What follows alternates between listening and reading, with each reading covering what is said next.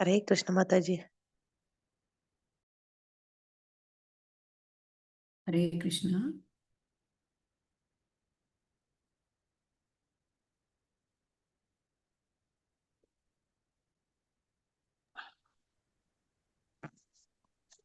हरे कृष्ण। हरे कृष्ण। हरे कृष्ण ಎಲ್ಲರಿಗೂ। ಓಂ ಅಜ್ಞಾನತಿಮಿರಾಂಧಸ್ಯ ಜ್ಞಾನಾಂಜನಶಲಾಕಯಾ ಚಕ್ಷುರುನ್ಮೀಲಿತಂ ಯೇನ ತಸ್ಮೈ ಶ್ರೀಗುರವೇ ನಮಃ। ಶ್ರೀಚೈತನ್ಯಮನೋಭೀಷ್ಟಂ ಸ್ಥಾಪಿತಂ ಯೇನ ಭೂತಲೆ ಸ್ವಯಂ ರೂಪಃ ಕದಾ ಮಹ್ಯಂ ದದಾತಿ ಸ್ವಪದಾಂತಿಕಂ ವಂದೇಹಂ ಶ್ರೀಗುರೋಃ ಶ್ರೀಯುತಪದಕಮಲಂ ಶ್ರೀಗುರೂನ್ ವೈಷ್ಣವಾಂಶ್ಚ ಶ್ರೀರೂಪಂ ಸಾಗ್ರಜಾತಂ ಸಗಣಾ ರಘುನಾಥಾನ್ವಿತಂ ತಂ ಸಜೀವಂ ಸಾದ್ವೈತಂ ಸಾವಧೂತಂ ಪರಿಜನಸಹಿತಂ ಕೃಷ್ಣ ಚೈತನ್ಯದೇವಂ ಶ್ರೀರಾಧಾ ಕೃಷ್ಣ ಪಾದಾನ್ ಸಹಗಣಲಲಿತಾ ಶ್ರೀವಿಶಾಖಾನ್ವಿತಾಂಶ್ಚ हे कृष्णा करुणा सिन्धो दीनबन्धो जगत्पते गोपेश गोपिका कान्ता राधा कान्ता नमोऽस्तु ते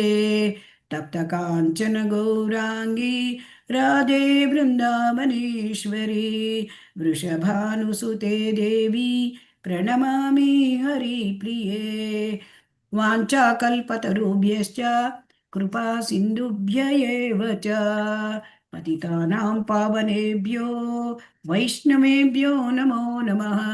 हरे कृष्णा कृष्ण कृष्ण हरे हरे हरे राम राम राम हरे हरे। श्री श्री राधा गोविंद की जय। श्री श्री गौरनिताय की जय। ಶ್ರೀಲ ಪ್ರಭುಪಾದ ಕಿ ಜೈ. ಹರೇ ಕೃಷ್ಣ. ಎಲ್ಲರಿಗೂ ಸ್ವಾಗತ. ಶ್ರೀ ಶ್ರೀ ರಾಧಾ ಗೋವಿಂದ ದೇವಸ್ಥಾನ ಮಂಗಳೂರು ಇವರು ಆಯೋಜಿಸಿರುವ 3ನೇ ಹಂತದ ತರಗತಿ ಶ್ರೀ ಈಶೋಪನಿಷತ್ ಇದರ ತರಗತಿಗೆ ನಿಮ್ಮೆಲ್ಲರಿಗೂ ಕೂಡ ಸ್ವಾಗತ. ಇವತ್ತು ನಾವು ನೋಡ್ತಾ ಇದ್ದೇವೆ ಮಂತ್ರ 6. ಹರೇ ಕೃಷ್ಣ. ಮಂತ್ರ 6 ಓದೋಣ. ಹರೇ ಕೃಷ್ಣ. ಯಸ್ತು ಸರ್ವಾಣಿ ಭೂತಾನಿ ಆತ್ಮನ್ಯೇವ ಅನುಪಶ್ಯತಿ ಸರ್ವಭೂತೇಷು ಚ ಆತ್ಮಾನಂ ತತೋ ನ ವಿಜುಗುಪ್ಸತೆ. ಯಸ್ತು ಸರ್ವಾಣಿ ಭೂತಾನಿ ಆತ್ಮನ್ಯೇವ ಅನುಪಶ್ಯತಿ ಸರ್ವಭೂತೇಷು ಚ ಆತ್ಮಾನಂ ತತೋ ನ ವಿಜುಗುಪ್ಸತೆ.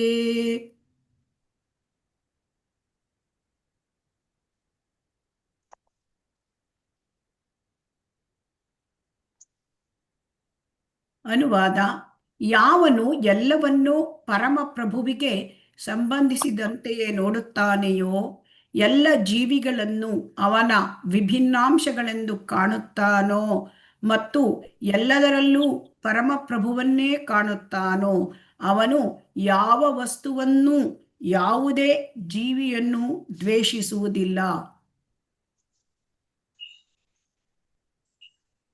ಹರೇ ಕೃಷ್ಣ.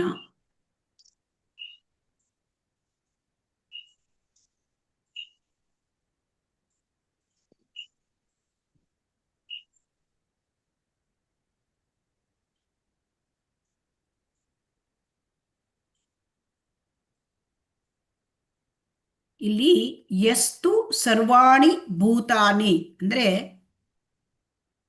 ಅರ್ಥ ನೋಡೋಣ. ಯಸ್ತು ಸರ್ವಾಣಿ ಭೂತಾನಿ ಅಂದ್ರೆ ಒಬ್ಬ ವ್ಯಕ್ತಿ ಭೌತಿಕ ಜಗತ್ತಿನಲ್ಲಿ ಇರುವುದನ್ನೆಲ್ಲವನ್ನು ಕೃಷ್ಣನಿಗೆ ಸಂಬಂಧಪಟ್ಟಿದ್ದು ಅಂತ ತಿಳ್ಕೊಳ್ತಾನೆ, ಆ ರೀತಿ ನೋಡ್ತಾನೆ. ಆತ್ಮನಿ ಸರ್ವಭೂತೇಷು ಚ ಆತ್ಮಾನಂ, ಯಸ್ತು ಸರ್ವಾಣಿ ಭೂತಾನಿ ಆತ್ಮನ್ನೇವ ಅನುಪಶ್ಯತಿ. ಭೌತಿಕ ಜಗತ್ತಿನಲ್ಲಿ ಇರುವುದೆಲ್ಲ ಕೃಷ್ಣನಿಗೆ ಸಂಬಂಧಪಟ್ಟಿದ್ದು ಎಂದು ನೋಡ್ತಾನೆ. ಸರ್ವಭೂತೇಶು ಚ ಆತ್ಮಾನಂ, ಎಲ್ಲ ಜೀವಿಗಳಲ್ಲಿ ಕೂಡ ಪರಮಾತ್ಮನನ್ನು ಕಾಣ್ತಾನೆ. ಅನುಪಶ್ಯತಿ ಅಂತ ಒಂದು ಶಬ್ದ ಇದೆ, ಅಲ್ಲಿ ವ್ಯವಸ್ಥಿತವಾಗಿ ನೋಡುತ್ತಾನೆ ಅಂದರೆ ಸರಿಯಾಗಿ ನೋಡುತ್ತಾನೆ. ಮತ್ತೆ ತಥೋನ ವಿಜುಗುಪ್ಸತೆ, ಈ ರೀತಿ ದೃಷ್ಟಿ ಇದ್ದಾಗ ಏನು ಪರಿಣಾಮ? ಈ ರೀತಿಯಾದ ದೃಷ್ಟಿ ಇದ್ದಾಗ ಅವನು ಯಾರನ್ನು ದ್ವೇಷಿಸುವುದಿಲ್ಲ. ಈಗ ನಾವು ನಿನ್ನೆ ದಿವಸ ನೋಡಿದ್ವಿ ಮಂತ್ರ 5ರಲ್ಲಿ, ಅಂದರೆ ಭಗವಂತನ ಅಚಿಂತ್ಯ ಶಕ್ತಿಗಳು ಅವನನ್ನು ತಿಳ್ಕೊಳ್ಳೋಕ್ಕೆ ಆಗೋದಿಲ್ಲ. ಹಾಗಾದರೆ ಹೇಗೆ ಭಗವಂತನನ್ನು ತಿಳ್ಕೊಳ್ಳೋದು? ಸೊ ಅದನ್ನು ನಮ್ಮ ಸುತ್ತಲಿನಲ್ಲಿ ಕಾಣ್ತಕ್ಕಂಥ ಜೀವಿಗಳು ಮತ್ತು ವಸ್ತುಗಳು, ಇವುಗಳಿಗೆ ನಾವು ನೋಡ್ತಾ ಆ ರೀತಿ ಸಂಬಂಧ, ಭಗವಂತನಿಗೆ ಯಾವ ರೀತಿ ಸಂಬಂಧ ಇದೆ, ಇದನ್ನು ನೋಡುವುದರ ಮೂಲಕ ನಾವು ಭಗವಂತನನ್ನು ಅರಿತುಕೊಳ್ಳಬಹುದು.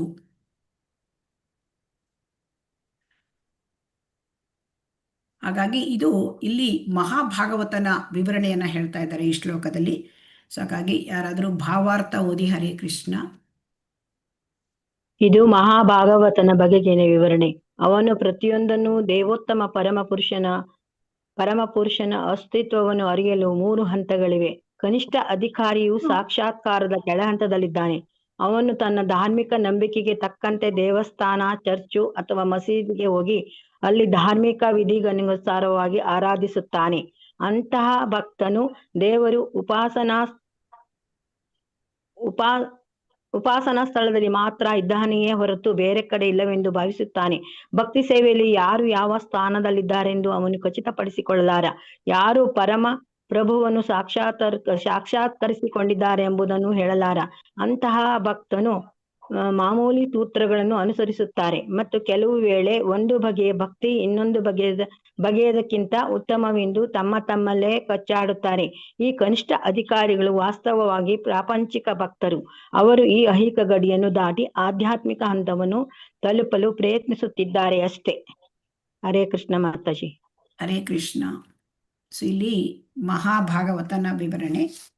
ಈ ಮಹಾಭಾಗವತನ ವಿವರಣೆ ಅಂದರೆ ಇಲ್ಲಿ ನಾವು ಅಂದರೆ 3 ರೀತಿಯ ಭಕ್ತರಿರ್ತಾರೆ. ಕನಿಷ್ಠ ಭಕ್ತರು, ಮಾಧ್ಯಮಿಕ ಭಕ್ತರು ಮತ್ತು ಉತ್ತಮ ಭಕ್ತರು ಅಥವಾ ಮಹಾಭಾಗವತ. ಇದನ್ನು ಹಂತ ಹಂತವಾಗಿ ನೋಡೋಣ. ಇಲ್ಲಿ ಏನು ಹೇಳ್ತಾ ಇದ್ದಾರೆ ಶ್ರೀಲ ಪ್ರಭುಪಾದರು ನಮಗೆ ಅಂದರೆ ಮಹಾಭಾಗವತ ಅಂದರೆ ಅವರು ಹೇಗೆ ಇರ್ತಾರೆ ಅಂದರೆ ಅವರು ಯಾವುದೇ ಜೀವಿಯನ್ನು ದ್ವೇಷಿಸೋದಿಲ್ಲ. ಅವ್ರು ಹೇಗೆ ನೋಡ್ತಾರೆ ಅಂದರೆ ಎಲ್ಲವನ್ನು ಪರಮಪ್ರಭುವಿಗೆ ಸಂಬಂಧಿಸಿದಂತೆ ನೋಡ್ತಾರೆ. ಸೊ ಹಾಗಾಗಿ ಈ ಅಸ್ತಿತ್ವವನ್ನು, ಆ ಭಗವಂತನ ಅಸ್ತಿತ್ವವನ್ನು ಅರಿಲಿಕ್ಕಾಗಿ ಈ ಮಹಾಭಾಗವತ ಅಂದರೆ ಅತ್ಯಂತ ಮುಂದುವರಿದ ಹಂತ. ಅದನ್ನು ಅರಿಲಿಕ್ಕಾಗಿ, ಆ ಭಗವಂತನನ್ನು ಅರಿಲಿಕ್ಕಾಗಿ 3 ಹಂತಗಳಿವೆ. ಈಗ ಈ 3 ಹಂತದಲ್ಲಿ ಏನನ್ನ ನಾವು ನೋಡೋಣ. ಮೊದಲ ಹಂತ ಯಾವುದು? ಕನಿಷ್ಠ ಅಧಿಕಾರಿ. ಈಗ ಕನಿಷ್ಠ ಅಧಿಕಾರಿ ಹೇಗಿರ್ತಾನೆ ಅಂತ ನೋಡೋಣ. ಕನಿಷ್ಠ ಅಧಿಕಾರಿ ಹೇಗಿರ್ತಾರೆ ಅಂತಂದರೆ ಅವನು ಆ ದೇವಸ್ಥಾನದಲ್ಲಿ ಮಾತ್ರ ಭಗವಂತ ಇದ್ದಾನೆ ಅದನ್ನು ಮಾತ್ರ ತಿಳ್ಕೊಳ್ತಾರೆ. ಸೊ ಅವರಿಗೆ ಬೇರೆ ದೇವಸ್ಥಾನ ಉಪಾಸನಾ ಸ್ಥಳ ಬಿಟ್ಟು ಬೇರೆ ಕಡೆ ಭಗವಂತ ಇದ್ದಾನೆ ಅಂತ ಅನ್ನೋದನ್ನು ಅವರು ಅರಿಯೋದಿಲ್ಲ. ಅದಕ್ಕೆ ಅರ್ಚಯಾಮೇವ ಹರಯೇ ಪೂಜಾಂ ಯಹ ಶ್ರದ್ಧಯೇ ಹತೆ ನಾತದ್ಭಕ್ತಿ ನ ಚ ಅನ್ಯೇಷು ಸಭಕ್ತಃ ಪ್ರಾಕೃತ ಸ್ಮೃತ. ಅಂದರೆ ಅವರಿಗೆ ಉಪಾಸನಾ ಸ್ಥಳ ಬಿಟ್ಟು ಬೇರೆ ಕಡೆ ಇಲ್ಲ ಅಂತ ತಿಳ್ಕೊಳ್ತಾರೆ. ಈಗ ನಾವು ಇದಕ್ಕೆ ಒಂದು ಉದಾಹರಣೆ ನೋಡೋಣ. ಹರೇ ಕೃಷ್ಣ ಹಾಗಾದರೆ ಬರೇ ಹರೇ ಕೃಷ್ಣ ದೇವಸ್ಥಾನದಲ್ಲಿ ಇದ್ದಾನಾ ಅಥವಾ ಕೃಷ್ಣ ಬೇರೆ ದೇವಸ್ಥಾನಗಳಲ್ಲಿಯೂ ಇದ್ದಾನಾ? ಚರ್ಚಿನಲ್ಲಿ ಇದ್ದಾನಾ? ಮಸೀದಿಯಲ್ಲಿ ಇದ್ದಾನಾ? ಹರೇ ಕೃಷ್ಣ. ಯಾರಾದರೂ ಹೇಳ್ತೀರಾ? ಹರೇ ಕೃಷ್ಣ. ಅವನು ಸರ್ವಾಂತರ್ಯಾಮಿ, ಎಲ್ಲ ಕಡೆಯೂ ಇದ್ದಾನೆ. ಎಲ್ಲ ಕಡೆಯೂ ಇದ್ದಾನೆ. ಆದರೆ ಈ ಕನಿಷ್ಠ ಭಕ್ತನಿಗೆ ಆ ರೀತಿ ಅರಿವಿರೋದಿಲ್ಲ. ಈ ಒಂದು ಉದಾಹರಣೆ ನಾವು ನೋಡೋಣ. ಇಲ್ಲಿ ಏನಾಗುತ್ತೆ ಅಂತಂದರೆ ಒಂದು ಸುತ್ತು ಮಿಡ್ಲ್ ಈಸ್ಟ್ ಕಂಟ್ರಿ, ಇರಾಕಿನ ಅಲ್ಲಿ ಒಬ್ಬ ಮುಸ್ಲಿಂ ತಂದೆ ಮಗನನ್ನು ಅಂದರೆ ಕುರಾನ್ನ ಕಲೀಲಿಕ್ಕೆ ಕಳಿಸಿರ್ತಾರೆ. ಚಿಕ್ಕ ಹುಡುಗ ಅವನು ಕುತೂಹಲದಿಂದ ಅಲ್ಲಿ ಮೌಲಾನ ಹತ್ರ ಕೇಳ್ತಾ ಇರ್ತಾನೆ ಪಾಠನ. ಮೌಲಾನ ಹೇಳ್ತಾನೆ ಅಂದರೆ ಅಲ್ಲ ಎಲ್ಲ ಕಡೆ ಇದ್ದಾನೆ ಅಂತ ಹೇಳ್ತಾನೆ. ಅವನಿಗೆ ಕುತೂಹಲದಿಂದ ಪ್ರಶ್ನೆ ಕೇಳಿದ, ನನಗೆ ಒಂದು ಪ್ರಶ್ನೆ ಇದೆ, ಅಲ್ಲ ಎಲ್ಲ ಕಡೆ ಇದ್ದಾನೆ, ಹಾಗಾದರೆ ಅಲ್ಲ ಮಲದಲ್ಲೂ ಇದ್ದಾನ? ಮೌಲಾನ ಹೇಳ್ದ, ನೀನು ರಾಸ್ಕಲ್, ನೀನು ಈ ಥರ ಎಲ್ಲ ಪ್ರಶ್ನೆ ಕೇಳ್ತೀಯ ಅಂದರೆ ನೀನು ಹಿಂದಿನ ಜನ್ಮದಲ್ಲಿ ರಾಕ್ಷಸನೇ ಆಗಿರಬೇಕು. ಅಂಥ ಕೆಟ್ಟ ವಸ್ತುವಿನಲ್ಲಿ ಅಲ್ಲಿ ಅಲ್ಲ ಇರಲಿಕ್ಕೆ ಸಾಧ್ಯ ಇಲ್ಲ ಅಂತ ಹೇಳಿ ಅವನು ಹೇಳ್ತಾನೆ. ಅಂದರೆ ನೀನು ಈ ರೀತಿ ಎಲ್ಲ ಪ್ರಶ್ನೆ ಕೇಳಬಾರ್ದು, ನೀನು ಇನ್ಮೇಲೆ ಮನೆಗೆ ಹೋಗು, ಇಲ್ಲಿ ಇರಬೇಡ ಅಂತ ಹೇಳ್ತಾನೆ. ಆ ಹುಡುಗ ಮನೆಗೆ ಬಂದ, ಅಪ್ಪನ ಹತ್ರ ಎಲ್ಲ ಹೇಳಿದ, ಹೀಗೆಲ್ಲ ಆಯಿತು ಅಂದಮೇಲೆ ಮತ್ತೆ ಅಪ್ಪ ತೆಗೆದುಕೊಂಡು ನಿನ್ನ ತಪ್ಪಾಯಿತು ಮತ್ತೆ ಮೌಲಾನ ಹತ್ರ ಹೋಗ್ತಾನೆ. ಆ ಮೌಲಾನ ಹತ್ರ ಹೇಳ್ತಾರೆ, ನನ್ನ ಮಗನ ಮತ್ತೆ ಸೇರಿಸ್ಕೊ, ಅವನು ಸರಿ ಹೋಗ್ತಾನೆ ಅಂತ ಹೇಳಿ ಹೇಳ್ತಾನೆ. ಅವನು ಮತ್ತೆ ಹೋಗ್ತಾನೆ ಹುಡುಗ ಶಾಲೆಗೆ, ಆ ಒಂದು ಮೌಲಾನ ಹತ್ರ ಹೋಗ್ತಾನೆ. ಆ ಮೌಲಾನ ಮತ್ತೆ ಪಾಠ ಮಾಡ್ತಾರೆ ಅಲ್ಲಿ, ಅಲ್ಲ ಎಲ್ಲ ಕಡೆಗೆ ಇದ್ದಾನೆ. ಮತ್ತೆ ಹುಡುಗ ಕೇಳ್ತಾನೆ ಪ್ರಶ್ನೆ, ನನಗೊಂದು ಪ್ರಶ್ನೆ ಇದೆ. ಏನದು ಪ್ರಶ್ನೆ? ಅಲ್ಲ ಮಲದಲ್ಲೂ ಇದ್ದಾನ? ಇದೇ ಪ್ರಶ್ನೆ ಮತ್ತೆ ಕೇಳ್ತಾ ಇದೀಯಾ ಅಂತ ಹೇಳಿ ಮೌಲಾನಿಗೆ ತುಂಬ ಕಣ್ಣೆಲ್ಲ ಕೆಂಪಾಗಿ ಹೋಯ್ತಂತೆ. ನಿನ್ನ ಮುಖ ತೋರಿಸ್ಬೇಡ, ಕೆಟೌಟ್ ನೀನು, ಈ ಪ್ರಪಂಚದಲ್ಲಿ ಯಾರಾದರೂ ರಾಕ್ಷಸ ಇದ್ರೆ ಮತ್ತೆ ನೀನೇ ಅವನೇ ಅಂತ ಹೇಳ್ತಾನೆ. ಸೊ ಹಾಗಾಗಿ ಆ ಹುಡುಗನಿಗೆ ಧರ್ಮದಲ್ಲಿ ನಂಬಿಕೆ ಎಲ್ಲ ಹೊರಟೋಯ್ತು. ತುಂಬ ಅವನು ಅದಾದ ಫ್ರಸ್ಟ್ರೇಟ್ ಥರ ಆದ. ಮತ್ತು ಅವನು ಮುಂದೆ ಅವನು ವಿದ್ಯಾಭ್ಯಾಸ ಮಾಡಲಿಕ್ಕಾಗಿ ಜರ್ಮನಿಗೆ ಹೋದ. ಅಲ್ಲಿ ಅವನು ಅಂದರೆ ಒಂದು ಬೇರೆ ಕೆಟ್ಟ ಚಟಗಳನ್ನು ಕಲ್ತ್ಕೊಂಡ. ಅಂದರೆ ಹೆಂಡ ಕುಡಿಯೋದು, ಆಮೇಲೆ ಡ್ರಗ್ ಅಡಿಕ್ಷನ್ ಇಂಥದ್ದೆಲ್ಲ ಮಾಡಿಕೊಂಡ. ಆಮೇಲೆ ಒಮ್ಮೆ ಬಾರಲ್ಲಿದ್ದಾಗ ಅವನು ಕಸದ ತೊಟ್ಟಿಯಲ್ಲಿ ಒಂದು Back to Godhead magazine ನೋಡ್ತಾನೆ. Back to Godhead magazine Srila ಪ್ರಭುಪಾದರು ಬರೆದಿದ್ದು. ಅಲ್ಲಿ ಒಂದು ಹೆಡ್ಲೈನು ನೋಡ್ತಾನೆ, God is everywhere also in the stool. ಈಗ ಅವರಿಗೆ ತನಗೆ ಬೇಕಾಗಿದ್ದ ಪ್ರಶ್ನೆಗೆ ಉತ್ತರ ಸಿಕ್ತು. ಇದು ಅವನಿಗೆ ತುಂಬ ಇದಾಯಿತು, ಖುಷಿ ಆಯಿತು ಅವನಿಗೆ. ನನ್ನಲ್ಲಿ ಉಂಟಾಗಿದ್ದ ಪ್ರಶ್ನೆಗೆ ಇಲ್ಲಿ ಉತ್ತರ ಸಿಕ್ತು. ಯುರೇಕಾ ಮೂಮೆಂಟ್ ಅವನಿಗೆ.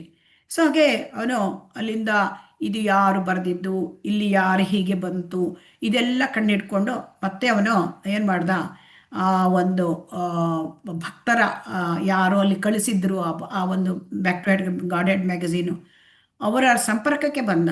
ಸೊ ಅವರ ಸಂಪರ್ಕಕ್ಕೆ ಬಂದು ಅವನು ಭಕ್ತಿ ಮಾರ್ಗಕ್ಕೆ ಬಂದ. ಸೊ ಭಕ್ತಿ ಮಾರ್ಗಕ್ಕೆ ಬಂದು ಅವನು ಭಕ್ತನಾದ. ಅವನು ಭಕ್ತನಾಗಿ ಆಮೇಲೆ ಏನು ಮಾಡ್ತಾನೆ ಅಂತಂದರೆ, ಅವನು ಹರೇ ಕೃಷ್ಣ ಮಹಾಮಂತ್ರ ಇದನ್ನು ಅವನು ತುಂಬ ಎಲ್ಲ ದೊಡ್ಡ ದೊಡ್ಡ ಪೋಸ್ಟರ್ಸು ಅದನ್ನೆಲ್ಲ ಮಾಡಿಕೊಂಡು ತನ್ನ ಊರಿಗೆ ಬರ್ತಾನೆ. ತನ್ನ ಊರಿಗೆ ಬಂದು ಅವನು ಅಲ್ಲಿ ಅರೇಬಿಕ್ ಭಾಷೆ ಒಳಗೆ ಅವನು ಪ್ರಿಂಟ್ ಮಾಡ್ತಾನೆ. ಮತ್ತು ಅವನ ತಂದೆ ಒಳ್ಳೆ ಅಂದರೆ ಗೌರ್ಮೆಂಟಲ್ಲಿ ಒಳ್ಳೆ ಪೋಸ್ಟಲ್ಲಿ ಇದ್ದಿದ್ರು, ಸರ್ಕಾರಿನಲ್ಲಿ. ಸೊ ಅವರ ಒಂದು ಇದರ ಮೇಲೆ ಪ್ರಭಾವದ ಮೇಲೆ ಅವನು ಎಲ್ಲ ಬಸ್ಸುಗಳಲ್ಲಿ ಅವನು ಈ ಹರೇ ಕೃಷ್ಣ ಮಹಾಮಂತ್ರವನ್ನು ಅಲ್ಲಿ ಪೇಸ್ಟ್ ಮಾಡಿದ. ಸೊ ಅದರಿಂದ ಎಲ್ಲರಿಗೂ ಕೂಡ ಅಂದರೆ ಆ ದೇಶದಲ್ಲಿ ಓದಲಿಕ್ಕೆ ಅಂದರೆ ಹರೇ ಕೃಷ್ಣ ಮಹಾಮಂತ್ರ ಓದಲಿಕ್ಕೆ ಸಿಕ್ತು. ಸೊ ಹಾಗಾಗಿ ಇಲ್ಲಿ ಅವರು ಹೇಳ್ತಾರೆ, ಅಂದರೆ ಶ್ರೀಲ ಪ್ರಭುಪಾದರ ಅಂದರೆ ಪ್ರಚಾರದ ಎಷ್ಟು ಶಕ್ತಿ ಇರ್ತದೆ ಅಂತಂದರೆ ನೋಡಿ, ಅವನು ಇಡೀ ದೇಶವನ್ನೇ ಕೂಡ ಅವರು ಅಂದರೆ ಪ್ರಭಾವಕ್ಕೆ ತರಬಲ್ಲರು. ಸೊ ಅದರಿಂದ ಹಾಗಾಗಿ ಅವರು ಆ ಮಹಾಮಂತ್ರವನ್ನು ಎಲ್ಲ ದೇಶದ ಎಲ್ಲ ಕಡೆ ಅವರು ಪ್ರಚಾರ ಮಾಡ್ತಾರೆ. ಸೊ ಹಾಗಾಗಿ ನಮಗೆ ಈ ಕೃಷ್ಣನಲ್ಲಿ ಕೃಷ್ಣ ಎಲ್ಲ ಕಡೆಗೂ ಇದ್ದಾನೆ, ಈ ಒಂದು ಫಲದಲ್ಲೂ ಇದ್ದಾನೆ. ಅಂದರೆ ಭಕ್ತರಿಗೆ ಅದು ಯಾವ ಭಾವನೆಯನ್ನು ಕೂಡ ಮೂಡಿಸೋದಿಲ್ಲ, ಅವನು ಎಲ್ಲ ಕಡೆಗೂ ಇದ್ದಾನೆ, ಈ ಒಂದು ಅರಿವಿರುತ್ತೆ. ಸೊ ಹಾಗಾಗಿ ಇಲ್ಲಿ ನಮಗೆ ಕನಿಷ್ಠ ಭಕ್ತರು ಈ ರೀತಿಯಾದ ಒಂದು ಭಾವನೆಯಲ್ಲಿ ಇನ್ನೂ ಬಂದಿರೋದಿಲ್ಲ. ದೇವರು ಉಪಾಸನಾ ಸ್ಥಳದಲ್ಲಿ ಮಾತ್ರ ಇರ್ತಾನೆ ಅಂತ ತಿಳ್ಕೊಳ್ತಾರೆ. ಆ ಮೌಲಾನ ಅವರು ಕನಿಷ್ಠ ಭಕ್ತ, ಅಂದರೆ ಕನಿಷ್ಠ. ಸೊ ಹಾಗಾಗಿ ಅವರಿಗೆ ದೇವರು ಒಂದು ಪ್ರದೇಶದಲ್ಲಿ ಇರ್ತಾರೆ ಮತ್ತೆ ಎಲ್ಲ ಕಡೆಗೆ ಇರ್ತಾರೆ ಅಂತ ಅದು ಗೊತ್ತಿರೋದಿಲ್ಲ. ಮತ್ತು ಎರಡನೇದು, ಈ ಕನಿಷ್ಠ ಭಕ್ತರದ್ದು ಒಂದು ಹೇಗಿರುತ್ತೆ ಕೇಳಿದರೆ, ಅವರ ಶ್ರದ್ಧೆ ತುಂಬ ಕೋಮಲ, ಮತ್ತು ಅವರಿಗೆ ಶ್ರದ್ಧೆಯನ್ನು ಯಾರಾದರೂ ಚೇಂಜ್ ಮಾಡ್ಬೋದು. ಆಮೇಲೆ ಅವರಿಗೆ ಧರ್ಮಗ್ರಂಥಗಳ ಒಂದು ಹೆಚ್ಚಿನ ಒಂದು ಅವರು ಅಧ್ಯಯನ ಮಾಡಿರೋದಿಲ್ಲ, ಧರ್ಮಗ್ರಂಥಗಳ ಬಗ್ಗೆ ಹೆಚ್ಚಿನ ಒಂದು ಜ್ಞಾನ ಇರೋದಿಲ್ಲ. ಮತ್ತು ಅವರು ಭಕ್ತಿ ಸೇವೆಯಲ್ಲಿ ಯಾರು ಯಾವ ಸ್ಥಾನದಲ್ಲಿದ್ದಾರೆ ಖಚಿತಪಡಿಸ್ಕೊಳ್ಳೋದಿಲ್ಲ. ಯಾಕೆಂದರೆ ಆತ್ಮನೋ ಭಕ್ತಿ ದರ್ಪಿತಃ, ಅಂದರೆ ತಾನು ಮಾಡುವ ಪೂಜೆಯಿಂದ ಗರ್ವಿತನಾಗಿ ಬೇರೆ ಯಾರಾದರೂ ತನಗಿಂತ ಹೆಚ್ಚಿನ ಸ್ಥಾನದಲ್ಲಿ ಇದ್ದಾರೆ ಇದನ್ನು ಅವನು ಊಹಿಸಿಕೊಳ್ಳಲಾರ.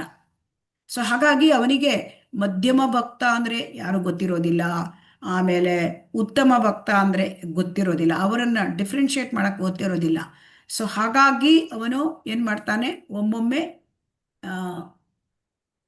ಅಂತಹ ಭಕ್ತರು ಮಾಮೂಲಿ ಸೂತ್ರವನ್ನು ಅನುಸರಿಸುತ್ತಾರೆ ಮತ್ತು ಕೆಲವು ವೇಳೆ ಒಂದು ಬಗೆಯ ಭಕ್ತಿಗಿಂತ ಇನ್ನೊಂದು ಬಗೆಯ ಭಕ್ತಿ ಉತ್ತಮ ಅಂತ ತಿಳ್ಕೊಳ್ತಾರೆ.